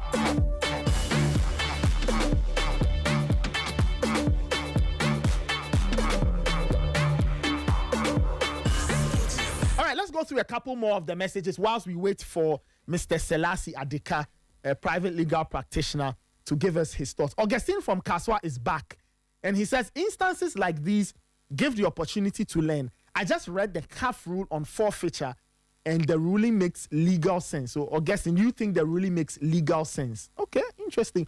Let's see. Noel or is it Noel from Begro, says, what does the rule say when it comes to walking off the pitch? I guess it has to do with number of minutes. No, Kelvin, when I read the rules, I don't see anything that talks about if you go off the pitch for X minutes or Y minutes, the game. I don't think so. When you go through the rules, I think it's when you fail to play the game or there's something like that. So when you don't show up, 83 or when you are not dressed, when you leave the pitch and you refuse to play. Yes, let me. Okay, you just quickly touch that. Yes, this one, Sam from Massachusetts says, I'm aligned with Kelvin on this. This is far from a forfeiture. It honestly feels like CAF is bending over backwards to accommodate Morocco, likely because of the continued reliance of their infra for major CAF events. What's even more puzzling is the disciplinary actions against Morocco that were softened or altered. I agree with you on that. It's really weird why CAF did that. It raises questions about credibility and consistency. At this point, it's frustrating because situations like this only fuel the kind of narratives critics like Joey Barton have pushed about African football. Okay. Sam from Massachusetts. Sam, thank you so much for your message. We'll work the line and see if we can speak with Selassie Adika in a bit. This one says, Chelsea and CAF, no difference. What CAF just did is like a lecturer passing a student and graduating. And later, the lecturer decides that the student gave a wrong answer to a question, so he should return his certificate, and the graduation is now. That's an interesting allusion. I like that. I think it's a very similar situation, that you've cited there. Anyway, let's see what the response will be like. This one says, Inko Joseph says, I just want to know what CAF has done to the referee who brought all the controversy. It should be made known to serve as a lesson for others. Okay, all right, we will see what CAF will do to the ref and all of those things. This one says, people are saying the match officials should have applied the law in sanctioning the Senegalese team. In law, did the officials present have the power to have imposed any sanctions? Interesting question. I think CAF will have a lot of questions to answer. Should the matter go to an appeal, CAF will have to face the Court of Arbitration for Sport and then give their own explanation as to why they took that decision in retrospect. This one, Dino Jr. Sporty FM, the voice of sports. Said, as Kelvin said earlier, Dino Jr. says, as Kelvin said earlier, there were CAF officials on the pitch. The referee was also there. So as the game was allowed to continue, it means it ended legally. Shame on CAF. I feel Motsepe is paddies with Morocco. That's what you are alleging. Okay, Captain Chito from Dansoman says, I now know that CAF awards losers. I see. Interesting comment there. 054-257-1061. 054-257-1061. Let me go to the line. Selassie Adika, a private legal practitioner, has joined us. Mr. Adika, good morning. Thank you so much for joining us. How are you doing? Good morning, Nathan, and good morning to your cherished listeners. The last time we spoke, we were trying to untangle GFA and Kim Faisal legal knots. This morning, we are here talking about CAF and their decision. What do you make of the decision? I'm sure you have your own viewpoints on the decision taken by the CAF Appeal Board. Yes. Well, first of all, I believe there are two things going on. And, you know, sport in general is changing. And I think that the football governing body needs to take a cue from what the track and field folks do with in conjunction with I believe the IOC and with the Court of Arbitration for Sport, where they have ad hoc judicial panels that take care of these things on the sport. What is worrying about what happened is that this is not a case that involves documentary evidence and the need for forensic accounting and the likes. This is a matter of misconduct on the field of play. So I think that's something that should have been handled because, see, the literal application of Articles 82 and 84, which I believe this decision was grounded on, is harsh. You know, in as far as it works a forfeiture of the results of a match, you know, and that has been competitively played on a field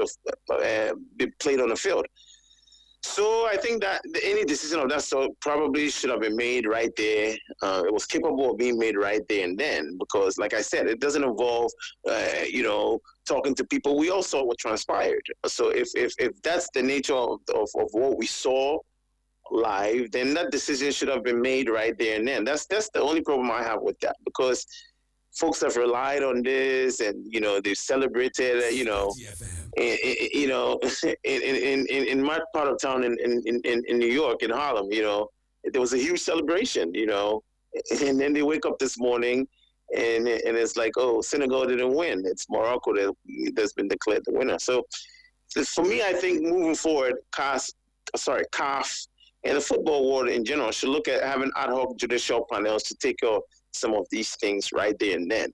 I think, you know, the length of time it took for all of this to be when they walked off, and from the time they walked off to the time they came back, that was enough for this decision to have been made. Because, like I said, it's not dependent on, all they had to do was look at the same VAR that they look at, and they could have made this same decision there. Okay. So that's my 2 cents on this issue. But they apply the law literally as it should apply. I just think that the time that the lapse, you know, the lapse between this sort of decision on appeal is kind of, you know, it's unprecedented. I don't know. I was doing some research. I haven't seen it anywhere before. This is the first time. Yeah, I mean, there was a similar case in 2019 between Esperance and Kelvin. Remind me of the club. Was it El Ahly and Esperance? I'm not too sure. 2019, the matter went to CAF.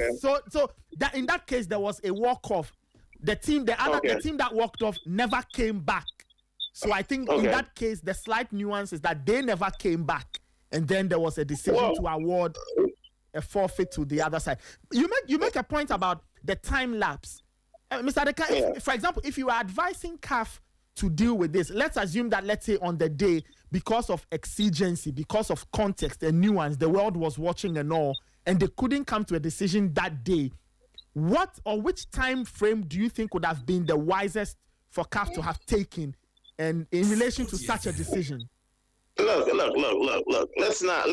You know, the thing is, the question is, was there a walk off or not? That is a matter that can be determined by looking at the video and the same. Like I said, the evidence that they decided this case was readily available on the field of play. Okay. So the CAF needs to look at whether, you know, they categorize certain offenses as misconduct, which are sanctionable by the referee, and then some are disciplinary issues. So I think this was I believe this fell under a disciplinary case, right? Yes. So, you know, and these kind of cases, the facts are not complex. That's the point I'm trying to make, is that, you know, there should have been a system, because you can look at the IOC, they have a system, you know, they adjudicate everything there and there, where CAF actually moves an ad hoc body and joins forces with them at the competition to take care of these things swiftly.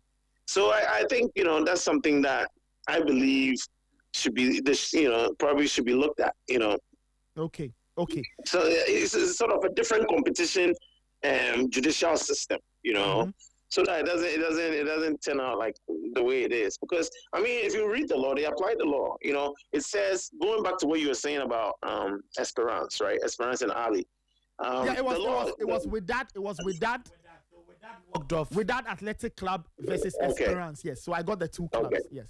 All right, great. So look, the literal reading of the rule says that however brief the walk off, it's a forfeiture. So it's not. I don't believe it's a matter of degree. Did they walk off? It's a matter of fact, and that could have been determined with the VAR video right there.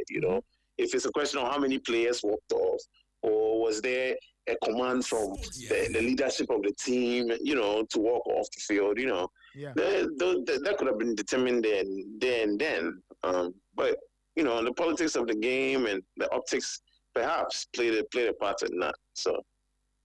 All right. Thank you so much, Mr. Adika, for your perspective. Thank you so much. Really appreciate it. But the Senegalese said they are going to CAF. Yes, they are going to CAF. They have stated it clearly that they will be going to Switzerland to file an appeal. Yeah, and I think there's no issue about their culpability. The issue here is the weight of the punishment. Whether it was disproportionate or not, in light of the conduct that we all saw. Okay, you've raised something interesting. So, if in making the argument at CAS, you mentioned Senegal's culpability versus the weight of the punishment. So, what should they appeal? The weight of the punishment, not their culpability. Yes, disproportionality. Okay. The punishment is disproportional.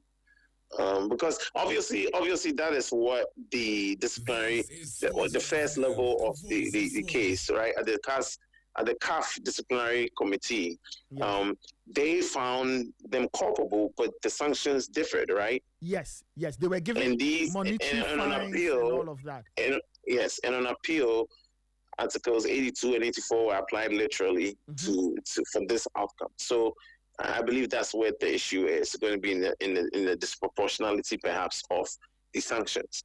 Okay. So I guess the whole football world is going to watch Africa and learn something from Africa, I suppose. It's not so bad, right? Yes, it's not so bad at all. Just finally, Mr. Adika, before I let you go, from your experience with some of these things, will you be able to hazard a guess as to, assuming Senegal actually files a case at CAS, do you have an idea as to how long it might take for us to come to a resolution or a final decision from CAS on all of this?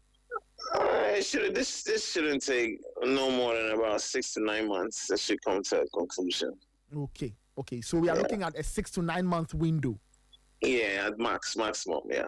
Okay. All right. It's a pretty straightforward case, It's not, like I said, it's not like there are no documents involved. This is not like the Senegal and South Africa match fixing case, that involved forensic evidence and the likes. This is a straightforward issue of whether or not the sanction was disproportionate, because it looks like there's no issue of culpability. So we'll see how it plays out. Mr. Adika, thank you so much. All right. For your time. Thank you so much for your comments. So that was Selassie Adika, a private legal practitioner, also giving his own perspective and sharing some legal knowledge. He's saying that this is disciplinary in nature. The evidence is very clear. It's a very straightforward case to determine, and that if Senegal will file any appeal, the appeal will have to be based on the weight of the punishment, not their culpability. Because if they go down that side, it could cause a problem for them. So they should go and argue that it's okay, we erred, yes, but why are you punishing us this strongly? Kevin, we're talking about the WAC case. Yeah, the WAC and Esperance. So, yes, that was the 2019 CAF Champions League final. The trophy was awarded to Esperance after with that appeal was dismissed by the Court of Arbitration for Sport. Okay. So what happened in the game? What happened was the first leg ended 1-1, and WAC had hoped to, get the game ongoing. But during the second leg, Esperance were leading 1-0 at home. That is in Tunisia. And when Walid El Kati scored for with that. The goal was disallowed because there was the goal would have made it 2-2. Yes, on 2-2 on aggregate. aggregate. But when they went, so they decided to abandon the game. And then, they walked off. The game did not resume. So when the CAF appeal board sat on it, they ruled that Wydad had forfeited the match by walking off the pitch. Okay. Did they come back? No. Okay. And CAS, that is a Court of Arbitration for Sports, upheld that decision when, Wydad still went to CAS to make the appeal. Now, this was what CAS said. The CAS panel found in particular that the WAC players' decision not to resume play after the interruption of the final in the 59th minute of the game constituted an abandonment. It is said in their statement.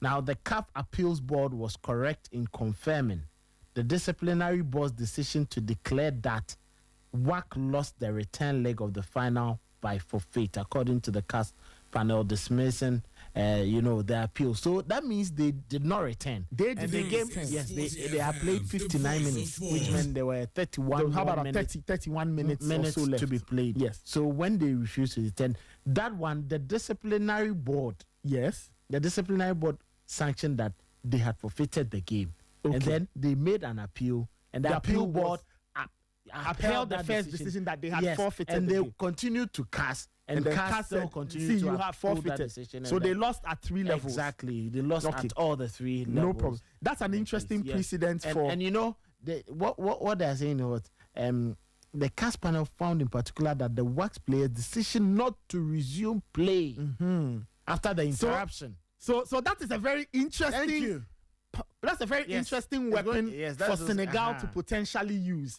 Anyway, listening to Selassie Adika, who's a lawyer, he, in his own interpretation, he says that he views what Senegal did as a forfeiture. Once they left, in his mind, he believes it's a forfeiture. Again, we'll have to take the rules, weigh each one, and see what happens. But as I said, this is a very interesting legal battle. And you see, that is what he also said, that the time frame. How is it that the rules were so clear? Very good. On the pitch, it was not applied. After the disciplinary, they did not apply it. And now. So I think, if you ask me, the time frame will be very important to CAS.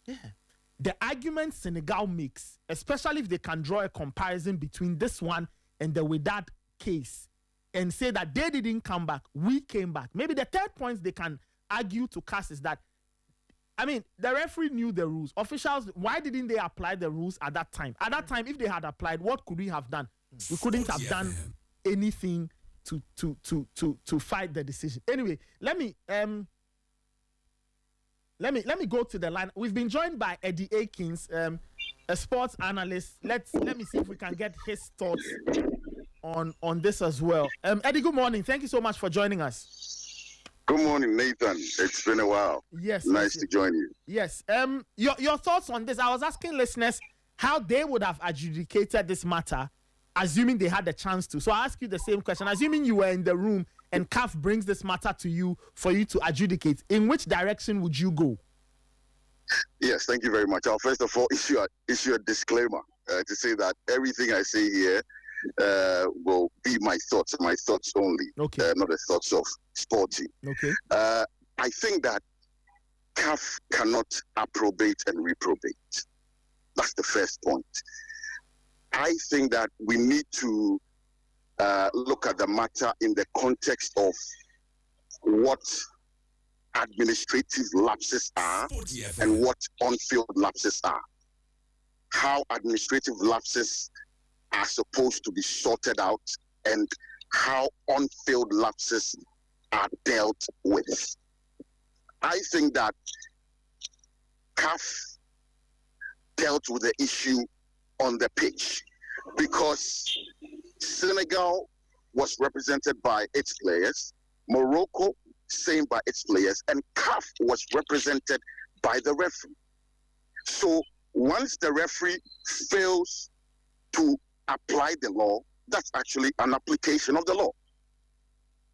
So the first point I want to make is that CAF cannot approbate and reprobate. I think that CAF is sort of trying to shift blame, trying to put the blame on one of the two teams and get to absorb itself of the blame. Because whatever happened on that pitch on that day should have been dealt with by the representative of CAF, who was the referee on the day. Now, I've heard people talk about the Calciopoli scandal and all of that. Those are administrative lapses, and those are dealt with the federations, dealt with by the federations. Those are not on-pitch lapses. The referee is not set up to deal with administrative lapses. So let's get the point clear. When a few weeks ago, Vini had to hold up a match between Benfica and Real Madrid, the result of that match was upheld because the referee was deemed to have dealt with that issue right there on the pitch. Okay. Yeah. So we need to give this proper context. And I also think that CAF cannot sort of be a judge in its own court. I don't think so, because the tendency will be to absorb itself of every blame and move the blame onto other parties. I think that, then again, this, for me, is an onslaught on West African football, in whichever way you look at it. I think that this is unprecedented. It is unheard of. I think someone is pulling some puppet strings, and the West African bloc must fight this with all its might, because we cannot afford to decide the results, an emphasis on the results of football matches in the courtroom or in the boardroom. That is not the arena to decide the results of football matches. Football matches are decided on the pitch. The results, I'm not talking administrative, the results, whatever happens on the pitch is dealt with on the pitch and is decided on the pitch. We need to look at this precedence. Otherwise, we open up the floodgates for the powers that be to think that they can decide the results of football matches outside of the pitch. That is something we need to be wary of, and that's what I have to share. Eddie, before I let you go, what would you say to those who say that, okay, that is true, there are administrative parts, and I think you make a brilliant, solid argument, but then how do you think we should deal with closing the window of opportunity for people who believe that let's follow Senegal's playbook? When we feel we are being aggrieved, let's walk off the pitch, because ultimately, what will it come down to? A boardroom decision, will get fined heavily, and we can go our merry way. How do you think the loophole concerning clamping down on walk-offs and such things can be done so these things don't happen in future? Look, deal with who has the responsibility to call the shots on match day on the pitch. So if it is the referee who has ultimate responsibility to call off the match and he does not do that, CAF must have serious conversations about that referee. Let's let the world know that whoever is tasked with applying the rules must apply the rules and apply the rules fairly.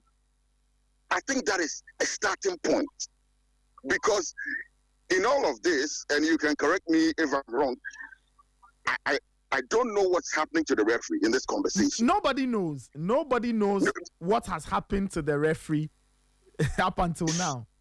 So it begs the question, is CAF in some sort of connivance or collusion with the referee? Why are they not bringing the referee into this conversation? Because he had absolute responsibility to deal with the on-pitch problem and not escalate it. He has absolute responsibility to apply the rules. And we keep talking about, the orientation of African referees and the nature of African referees and how they are trained, the understanding of the rules, the appreciation of the spirit and the letter of the rules. This is a massive one. This brings that to the fore. The quality of the decision of the officials on match day. And why is CAF sort of absorbing the referee of everything that it is doing? We need to know what decision CAF is taking with the referee. Is CAF telling us the referee was right by not stopping the match? If the referee was right by not stopping the match, why is CAF approbating and reprobating? Why is CAF accepting the result as presented by the referee and rejecting it in equal measure? That is funny. It is absolutely funny.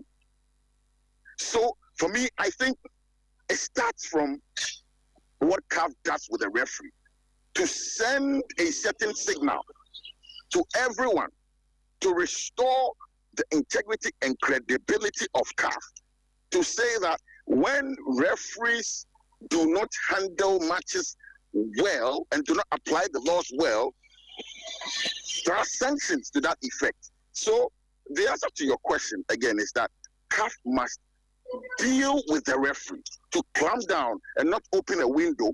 CAF must seriously deal with its representatives. We need to know. Nathan. Okay.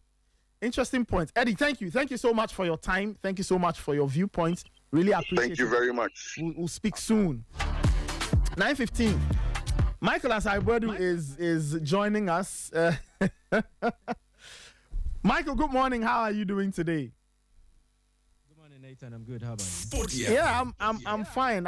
I'm sure. Were you as stunned as I was when you opened your email to see the email from CAF? Yep, I was. I think late yesterday, as at 10 p.m., I was very, very emotional and incensed about what had happened, coupled with the Chelsea defeat to Paris Saint-Germain. But after taking time, the documents, compare and contrast what the legal documents from CAF say, I think to an extent, you can make valid arguments for both sides or the two parties, talk of the Senegalese FA and then the Moroccan FA. Why CAF had to take this decision? If you carefully sit down, you read through the statement that CAF published on their website or what was sent to our respective mails as journalists who are subscribed to the CAF email service, and then you compare to the various stipulations, especially in the disciplinary code, there will be some level of understanding the voice of sport. Overlooked, and then certain evidence or proof was taken into serious consideration. So with your permission, let's start on this note. I want to classify this matter into three parts: the jurisdiction, the procedure, and then the application or the misapplication. Now, in terms of jurisdiction, I doubt if a lot of us have qualms regarding why CAF has decided to annul the results of the AFCON 2025 final and taking a different decision. I doubt a lot of us have issues as to whether CAF actually has the power to do what they have done. Because if you read Article 6.3 of the CAF disciplinary code, it states that although the referee's decision is final, which is embodied in Article 6.2, and also as per the IFAB laws of the game 2025-2026, which Kelvin has read about the referee acting as a timekeeper and having authority over the game and decisions taken by the referee are final, the jurisdiction of the judicial bodies of CAF may apply in reversing such decisions. So if you read Article 105 of the disciplinary code, it speaks to awarding of a match by default. Or Article 103 talks about annulment of the result of a match. So yes, a match can come to its logical conclusion. A referee might bring a game to an end, but when it is established, especially following availability of proof, evidence, or substance to prove that there was a certain misapplication of the laws of the game, especially by the referee, then the judicial bodies that have been set as per the statutes of CAF and according to the disciplinary code can look at those incidents, dwell on them, and then decide to annul the results of the match. That exists as per what happens. Now, again, if you read Article 11, which speaks to specific jurisdiction, with your permission again, if you read Article 11, let me read from here, the CAF Disciplinary Code.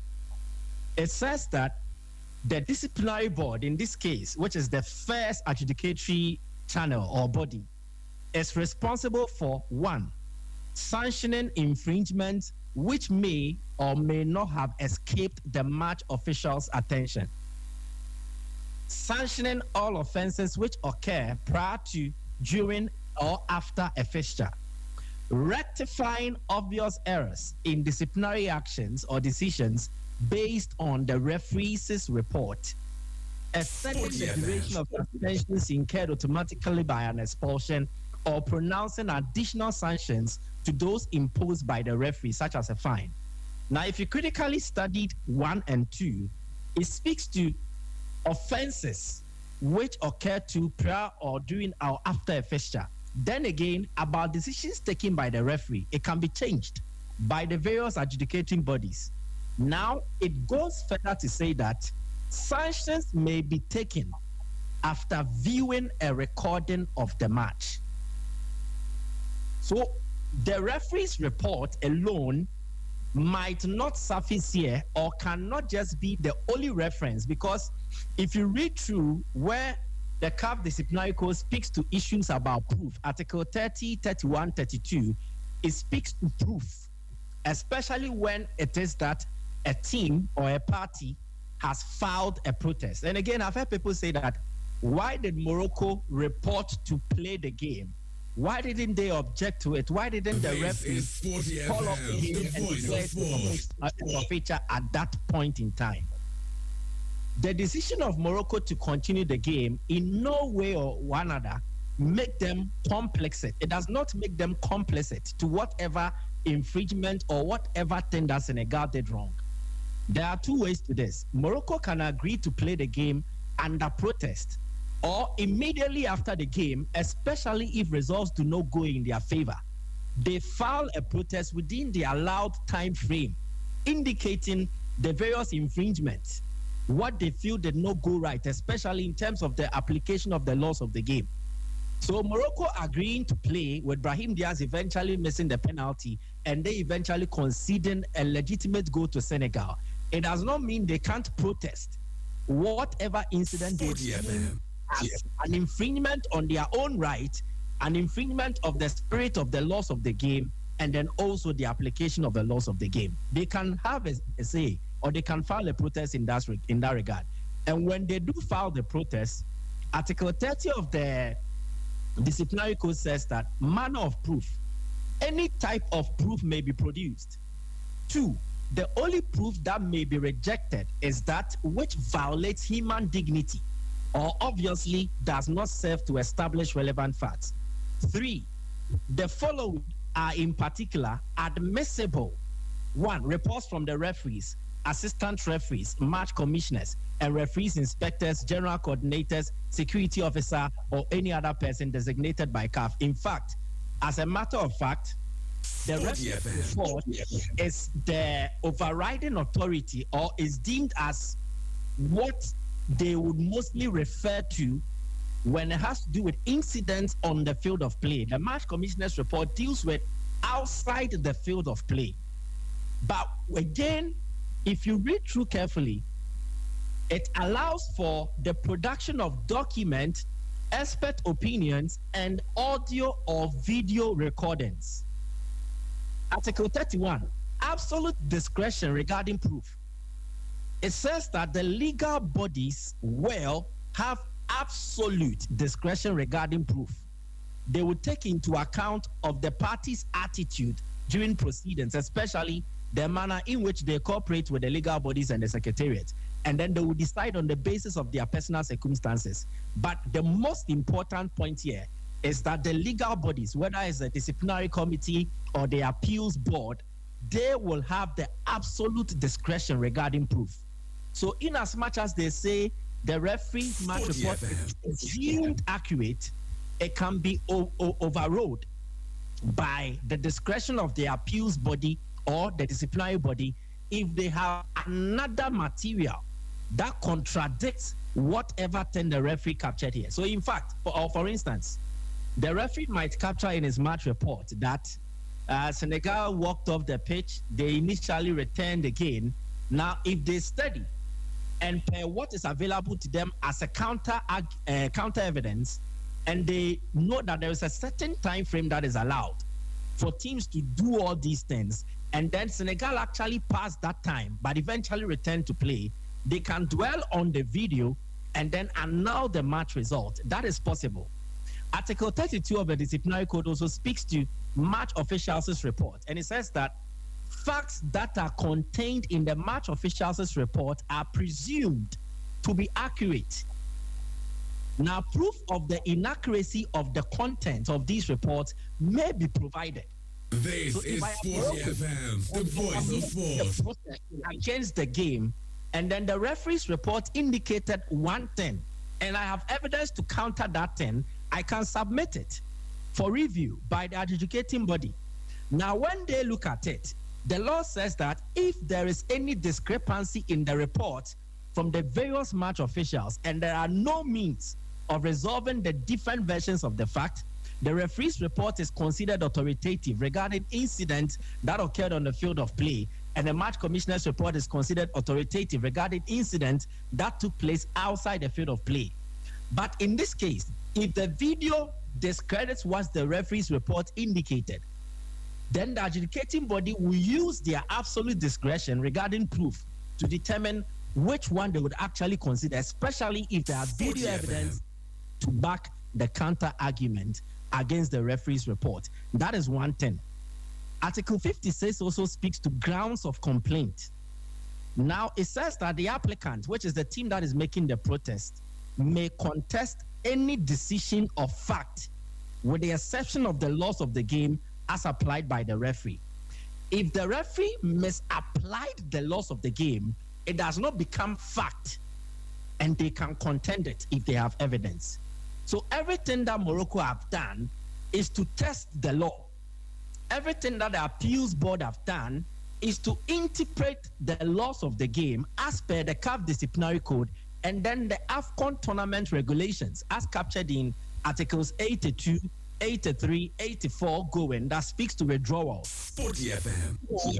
In the case of Senegal, and I like so much the stance taken by Lawyer Adika, I hope I got the name right. Where yes, Lawyer Adika. Senegal can argue their case at CAF on two different stands.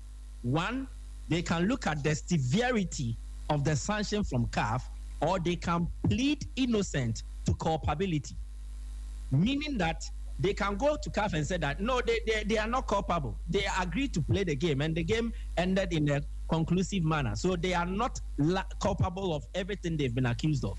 Or they can go to CAF and say, we agreed there was a walk-off, but we returned to play. You should temper justice with mercy.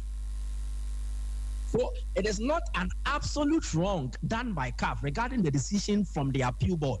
If it was, then Senegal's case would have been one. Go to CAF and claim that this decision taken is wrong, and then you back it with the evidence. Now, if you use the various articles I've stated, procedure was not infringed on. Jurisdiction is certainly spot on. The only issue that, or the bone of contention here, is the application or the misapplication of the various laws of the game, and then the disciplinary codes at article stipulations. And that is clearly what we have to look at. So yesterday, yes, as at late last night, around 10 p.m., I was very peeved.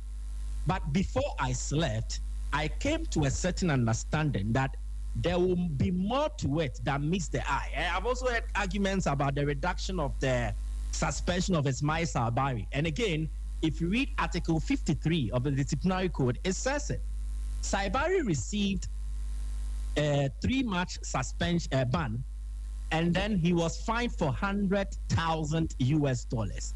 What does the disciplinary code say in matters like this, especially when an official, a player, is deemed to have conducted himself in an unsporting-like manner?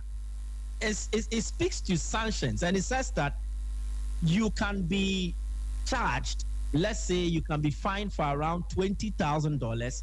You can be suspended for 3 months. Sporty FM, the voice of sport. But when it is that it is deemed excessive, then excessive here refers to first-party offenses or first-time offenders.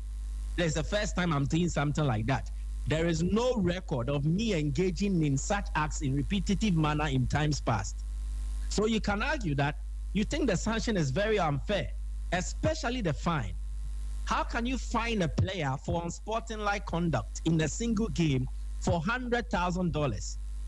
So Morocco can argue their case if they have enough evidence to back it, and then they can go on as the laws allow. So it is not like somebody sat somewhere and decided all of a sudden that I am going to take decisions to favor Morocco. Senegal chose not to appeal the disciplinary board's decision. Morocco chose to appeal and then seek some reliefs. And they have been granted. As such, what next is another legal journey, an extension of this legal process, and that is to the CAF level. Let's see what becomes of it. But I think it is unfair with a lot of commentary on social media when we lump some of these things together and make it look like it is CAF doing the bidding of Morocco. That these are some of the questions I've had to answer in private messaging and everything. I think it does not help. And again, for public perception reasons, it does not even help CAF.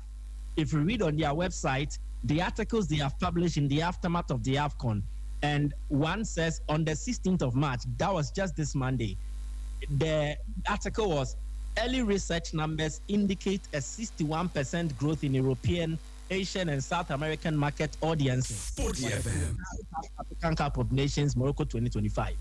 There are positive news around the tournament. Now, this eventually comes to affect it, and then the negative perception is emboldened, and eventually it affects the credibility, the reputation, and the integrity of CAF. But I think that is why they have a comms department, they have a PR department, and they should know how to manage information or communication regarding this development. But after yesterday, after perusing the disciplinary code and applying it to whatever, I am convinced that CAF took a decision by applying the laws of the game. Senegal should take it up, and let's see what becomes of it.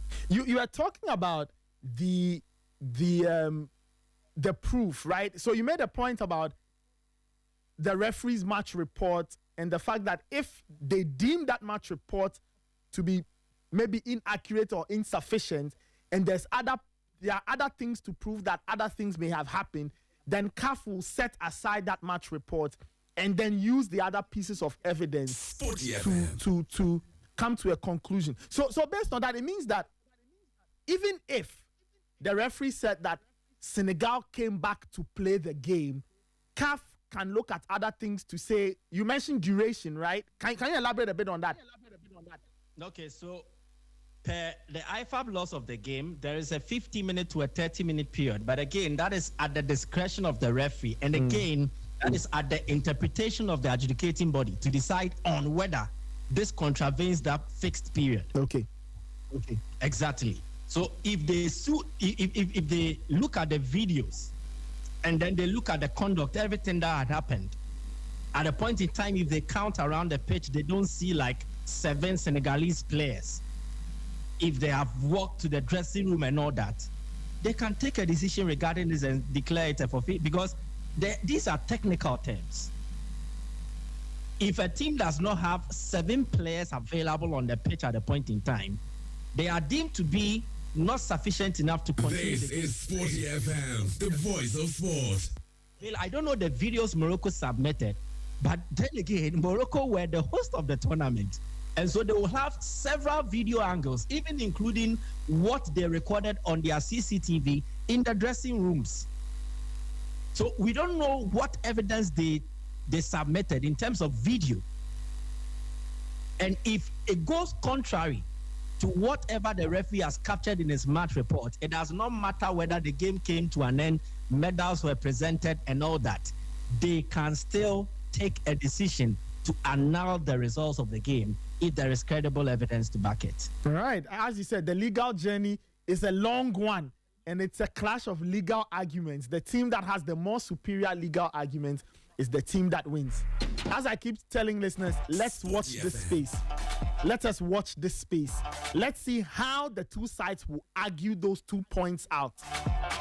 9:33. Let's talk Champions League. Let's talk Champions League before we close out. Let's talk UEFA Champions League before we close out. Right, Immortal, there are some messages, right? Okay, let me read a couple of messages. Michael from Ablekuma says that, why did they continue with the match after Senegal walked off? The game continued. CAF shot themselves in the foot, even though the law is clear.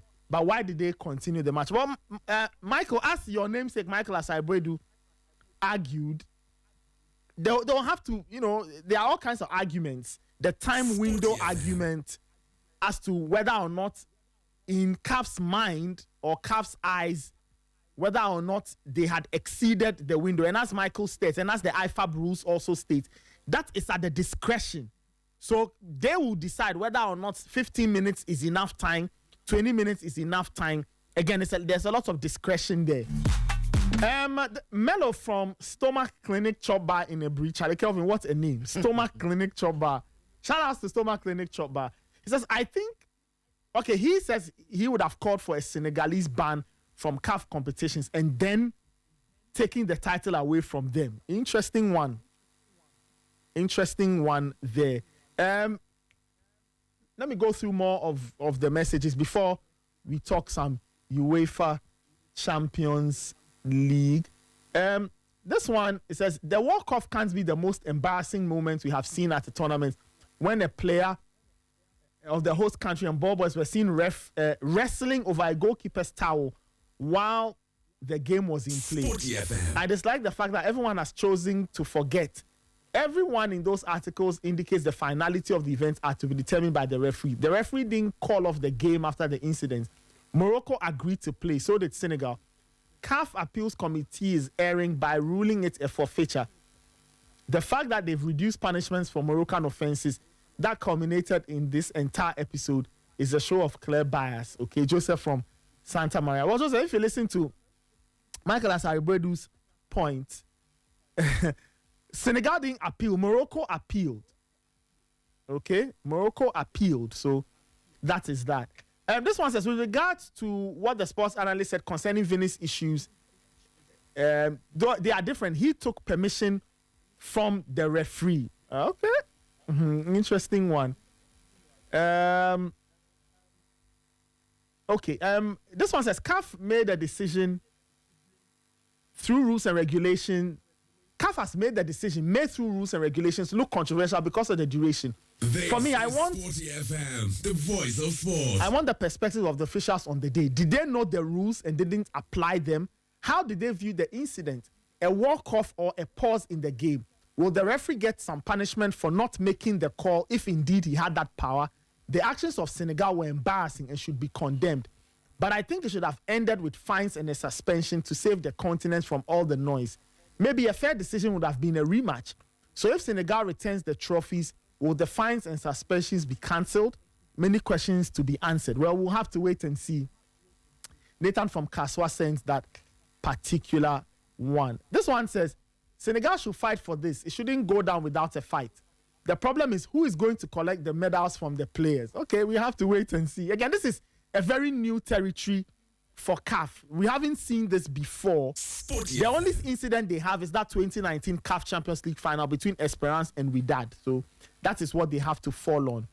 And even with that one, what happened was when Wydad, left, they went. CAF, CAF ordered a replay.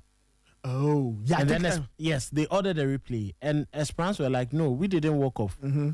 So the matter continued, and then CAF came was to like, a decision. "No, the decision stays." Mm-hmm. You get it? Yeah. That yes, the game was finalized by the whistle of the referee on the pitch, and that there is not going to be any replay. Esperance are winners of it. And what normally happens at CAS, normally unless there is, the integrity of the game being compromised, most cases betting or match manipulation. If it's not about the match manipulation or betting or anything that, affects the integrity of the game, then it's quite difficult. But just like Michael and all of us have said, these are legal issues. They are. Legal tussles are the various windows or what the legal people will call lacunas will definitely determine this. But like I've said, CAS, unless it affects the integrity of the game, they normally don't overturn these issues. And it happened with that and Esperance issues. Esperance were very strong, and they took the matter to CAS that they don't want a replay and all. Okay. And because they did not leave the pitch and all that. But this time around, it's vice versa. It was, how do we call it?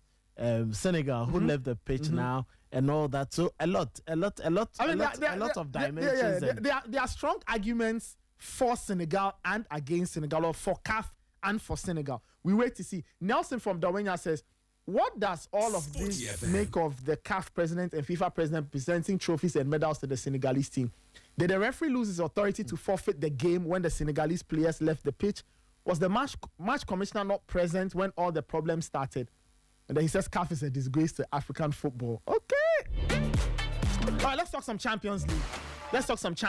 And there were second leg games from last Wednesday's clashes in the round of 16. These were the results. Sporting beat Bodo Glimt by 5-0. That was a huge turnaround. They came from 3 down to beat Bodo Glimt. Arsenal beat Bayer Leverkusen by 2-0, making it a 3-1 aggregate win. And then Chelsea lost 3-0 at home to PSG. And Manchester City lost 2-1 at home to Real Madrid. Chelsea losing 8-2 on aggregate. Real Madrid winning 5-1 on aggregate against Manchester City, who had Bernardo Silva sent off. Kelvin, let me start off with you. Your thoughts on Tuesday night Champions League actions. I don't know which of the games your attention was on, and what do you have to say concerning the results? I wasn't surprised about all the 3 results, with the exception of the Bodo Glimt Sporting Lisbon game. I was amazed. Sporting Bodo Glimt decided to curl into their shell. I don't know what happened at the stadium before the start of the game, because I think I started watching a bit of the second half. I don't know what happened at the Stadio, you say, Alvalade. I was quite surprised because Bodo Glimt that we have seen throughout this competition don't sit back and watch teams play. Especially when they are playing, they play against the likes of Manchester City, Inter. They opened up to play. But yesterday, they were just terrible to see. They couldn't put their passes together. Their touches were poor. The game shape, the confidence with which they play, and it looked like Sporting Lisbon knew exactly what they had to do to just rattle them. And the manner in which the goals came forced them to even commit that penalty in the final closing minutes of the game, and the game traveled to extra time. I never gave Sporting Club Portugal a chance. I didn't at all. I didn't. Michael gave a chance. Yeah. I think it's 60-40. Yeah, Michael gave that chance, but I was not expecting it. And if it had come from the manner that Bodo Glimt were opening up and playing, but they sat back. It looked like they were afraid. they were just afraid of the game, and it forced them to make lots of errors, mistakes, and I don't know. Rui Borges knew exactly where to get at Jekyll Newton, and there are times you need that kind of manager who would just say, "Oh, fine, let's just play." And I think Benfica went into the game that, yes, we are playing at home. Even if we are going to lose the game, we must put up a fight. No, they did. And the 44-year-old made sure that Newton had a good run for his money. And I think credit to Sporting Lisbon. At least they offer a challenge, and this is the first time they're getting into the quarters. So in a while. So I think they meant it and they wanted to just do it, and they've managed to do it. Credit to them. I think it was just phenomenal. For Chelsea, they should know that if they put that man who is always writing notes, like he's preparing lesson notes for basic 5, basic 4 people, it won't work well for them. They should know that. I had a Spurs or the bench were trust. And yesterday when Chelsea were losing the game, Garnacho was coming on. He had written on a piece of paper for Garnacho to give to them. That time, what did he? Then what was he trying to salvage in the game? Match in the sea. They should if Burley and then clearly Capital are going to continue to handle Chelsea, then as I do, and then my friend Tori Kwampofu and the like, they should rethink. They should go back to the clubs they used to support before supporting. Asaibodu was not supporting Chelsea. Yes, he knows. he knows when he was growing up. He wasn't supporting Chelsea. Yes, Chelsea is a recent. He was supporting Ashanti Gold or Boise Goldfields. He knows. Michael, talking about the Chelsea result, what led to all of this, right? Was it a done tie after the first leg, or Chelsea had an opportunity they missed in the second? I think everything was settled in the first leg. If we are being very realistic, trailing by 3 goals against arguably the best team in Europe as it stands now, it was always going to be a daunting task for Chelsea to overcome that deficit. And if that was going to happen, Chelsea needed certain factors to help their cause. But they were again hit with disappointing news, one that can shatter confidence. The injury to Reece James, for instance, affected the team one way or the other in terms of their preparation. And also it would affect their belief in trying to stage a comeback.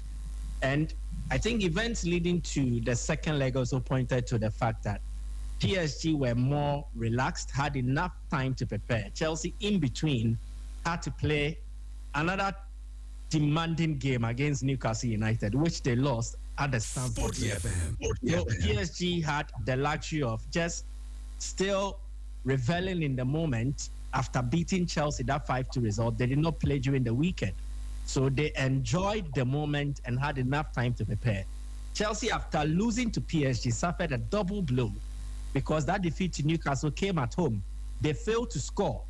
I think if they had found multiple goals in that match against Newcastle, it would have done their confidence some good, and then it would have helped them coming into the PSG game in terms of the second leg. So I think the writings were clearly on the wall that it wasn't going to be Chelsea's night, and the personnel, the approach, almost everything pointed to the fact that the reality is there is a gap between PSG. It does not also make the Chelsea result against PSG during the Club World Cup a fluke. Yeah. Oftentimes, people have been hasty to compare and say, oh, see a catch say, no. Chelsea beat PSG during the Club World Cup fair and square. Their tactics worked. But in playing against PSG over 2 legs, and then a lot of time has passed since that particular Club World Cup final, there have been several developments in the camps of these 2 teams. So what has transpired in these 2 legs have exposed the reality between where PSG is and where Chelsea is. And if anybody wants to doubt this, I can use the run of Bodo in the Champions League to back my case. They beat Atletico at the Wanda.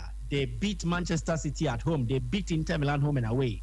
But that is in no way a justification to prove that where Bodo Glimt is means they are far ahead of the likes of City and the others. Winning just a football game can happen if your tactics work and then if certain factors that prevailed on that day was in your favor.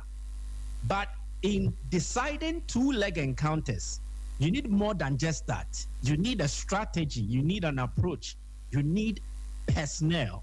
And PSG had all these at the expense of Chelsea. Because in terms of personnel, they have a deep squad. Kivicha Kvaratskhelia did not start the first leg, but he came on to contribute 3 goals. Yesterday, He was the one that ignited the fire that consumed Chelsea finally. It should tell you of his quality. Desiree Doué was not involved in this game from the start, but PSG did not miss him.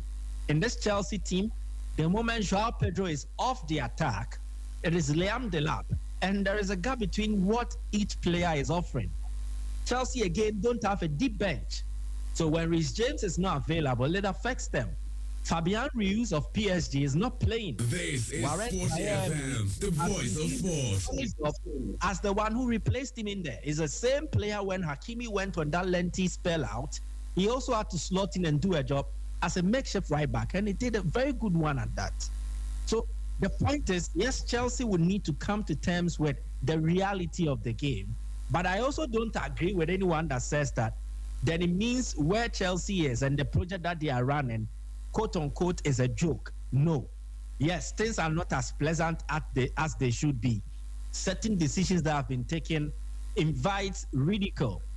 It is absurd because you sign a coach for 5-6 seasons and the coach is gone in under 2 seasons. It becomes a bit questionable as to your long-term policy and then your direction. And I think that is what the Chelsea directors, the board, they will need to address. The patience and the understanding that in running football projects, there will likely be disagreements between yourself and the technical team. There are times where they think this should be done, but always find amicable ways to try and then solve these situations. And a parting of company or a termination of the employment contract between the two parties should not be the resort. There should be more avenues for remedying the situation before you think about termination.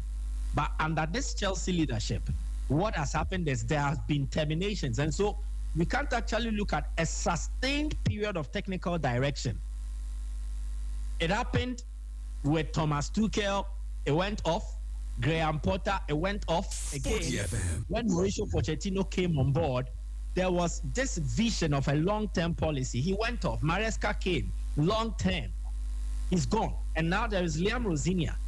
And already talks are centered on the fact that he can't do the job. He's out of his depth at Chelsea. I think there needs to be consistency at that level. And as regards the playing body and the recruitment Chelsea are making, you can make very solid arguments as to why you need time and patience. Enzo Fernandez, Moises Caicedo, in their first 2 seasons, they did not really demonstrate this level of quality they are given, this level of consistency. It took them some time. It means we should learn to be patient and understand the process. I think the general thing is, in almost every Chelsea fan coming to the agreement that where the club is not the same as the previous higher highs that they chalked. And they have started at a certain stage. After Abramovich left, this project collapsed entirely, and they need to build it from scratch. They can't all of a sudden move from crawling on their toes or their knees to all of a sudden start running. They need to move stage by stage. Arteta is in like a 7th season. Correct me, Kevin, if I'm wrong. You need a sustained period of consistency in terms of playing bodies. When Arteta was starting his Arsenal revolution, it started with players who are no longer even part of the squad. This boy now at Fulham, Emil Smith-Rowe, at a point in time was a lover boy of Arteta. But along the line, there will be changes in terms of personnel, and that will be dependent on where the project gets to. So if you're a Chelsea fan, understand this. You can't all of a sudden start rubbing shoulders with projects that have been established for a sustained period. You can't rub shoulders with Arsenal. You can't do that. It takes time to build. If you understand this process, then you can be able to overcome some of the disappointments. This is Sporty FM, the voice of sports. I think with proper strategy, this defeat and the manner of it could have been managed. The degree is so humiliating. And I think the strategy of Liam Rosinia was very, very poor. Wow. Liam Rosinia has got questions to answer. Chelsea now, they will have to keep going in terms of the hunt for Champions League football next season. Every game from this point onwards will mean twice as much for Chelsea and their chase for Champions League football. Guys, let's wrap it up with Manchester City versus Real Madrid. Michael, your thoughts on that? Man City were hoping to come back, but the job was made even more complicated by that red card to Bernardo Silva and the eventual penalty that Vinny Jr. put away. Again, City had an excellent plan, but those who make the plan work on the field of play did not have that right temperament, that character, that quality to get them there, get them over the line. They didn't have it. But I said it yesterday in the morning that City, with the likes of Gundogan, Kevin De Bruyne, at the peak of their powers, can overturn a 3-0 deficit. But with the likes of Doku and the others, no disrespect to them, but they are not at that stage yet. And they can't stand Real Madrid when they have actually picked or they have come to terms with playing the competition in this manner. So it was always going to be a tall order for Manchester City to overcome the 3-0. And I think things got a bit more complicated for them when Bernardo Silva was also showed the red card. It proves something. I think one way or the other, as much as people might not really regard him, this is very good for Alvaro Arbeloa, because what it means is that in just a season, he's beaten Jose Mourinho home and away, he's beaten Pep Guardiola home and away, and it does his coaching journey or his coaching career a lot of good. It speaks a lot of volumes of positive things about what he has been able to do. But how far do Madrid go from here? I think they saw an opportunity, they grabbed it, but subsequently there are still issues around the team. But one can also make the argument that Madrid have won the Champions League when they haven't really been perfect. So again, it is a bit of both worlds. They do this well, they don't do this well, but they manage to find the results. But it is so disappointing for City. What it means is that they can just focus on the domestic competitions and see where it leads them. But ending your campaign or journey against Real Madrid is no disgrace. They met one of the best teams in the competition, arguably the best in the competition, and then they were eliminated fair and square. 9:55. Let's touch on the games that will be played today. Barcelona Newcastle game locked at 1-1. Bayern Munich Atalanta. Bayern Munich leads 6-1 from the first leg. Liverpool Galatasaray. Liverpool lead 1-0. Sorry, Liverpool are down 1-0 from the first leg. Galatasaray have that advantage. And Tottenham Hotspur taking on Atletico Madrid. Atletico Madrid lead 5-2 from the first leg. Calvin, just quick thoughts on this. Which teams are going through tonight? Well, I think Bayern are obviously going to go through Atletico. But Madrid. they don't have a goalkeeper. Yeah, the 16-year-old may be forced to play, but they will need clearance because the game is going to go deep into the night. Prescott. But one happy thing is the goalkeeper who played and suffered a concussion was training yesterday, which means he could play today's game. Yes, so. Hopefully he gets into the post, but I think that Bayern Munich should be able to do it. Even if the young goalkeeper should get in there 6-1, I don't see how they are going to allow Atalanta to score 5 at the Allianz Arena, and that is their home. It's the same thing. Tottenham Hotspur will be playing at home. Yes, they may be buoyed by the confidence from that draw against Liverpool on Sunday, but would Diego Simeone and his team allow them to actually get into the game? 3 goals. Sporting Lisbon has just paved the way. So if they can hold their own at the rear, we know that Simeone and his team will just come to defend, and try to hit on the break. So if they're able to get some quick early goals and then, be inspired by the confidence from Sporting Lisbon and how they played against Liverpool, they may be able to do it. And from what we saw on Sunday against Liverpool, it clearly gives you an indication that this is a team that gradually, Tudor, after several games, is now, having a little bit of imprint. And the players and then the rest of the technical to the club understand the current situation that they are in. So if they are not willing to work together to get the right result, it's going to affect them. Maybe they pull off to equal the tie or they get closer, but I don't see how Atletico are going to drop this time around. And for Barcelona, Newcastle United, that is the real deal. But at the Camp Nou, Laporta, after winning his elections, Lamine Yamal being stopped by Luis Hall in the first, Barca are coming into this game to raise their levels, and that is what Hansi Flick has indicated. Newcastle United, I don't know whether Eddie Howe is also going to act like Liam Rosenior. These English managers have been acting almost similar. The first leg, how he managed to drop a number of his key figures, I am waiting to see if he's going to drop them, because Now you need results. It's 1-1, but you don't have to go and open up too much. Get the most important players. Barca at the rear have lot of, fragmentation. So why don't you put it? If I'm playing against Paul Kubasi and Gerard Martin, I have players like Anthony Gordon and Harvey Barnes. I have Ilanga and all those players. Why not? I'll just deploy them. The striker Nico Voltmaier, just put them on in there, Joan Wissa, for them to cause troubles rather than just be sitting back. But it's going to be quite an interesting game. Barca may have issues on the right hand side of their defense, the left hand side of their defense, where João Cancelo plays, which I think that if a more serious player is put there instead of Anthony Ilanga, Newcastle may have a very good shot at the new come. But Barca stand a better chance. I'll go with Michael's percentage 60-40 today for Barcelona to make the progression. 60-40 for Barcelona. Michael, as we wrap it up, which teams are going through tonight? Bayern have qualified. Are we sure? Wait, they'll put that 16-year-old in post and probably go and concede. Oh, no. They qualified. If they fail to qualify, I'll personally have to go to Germany and large Vincent company. They will qualify. Then Atletico Madrid have also made it.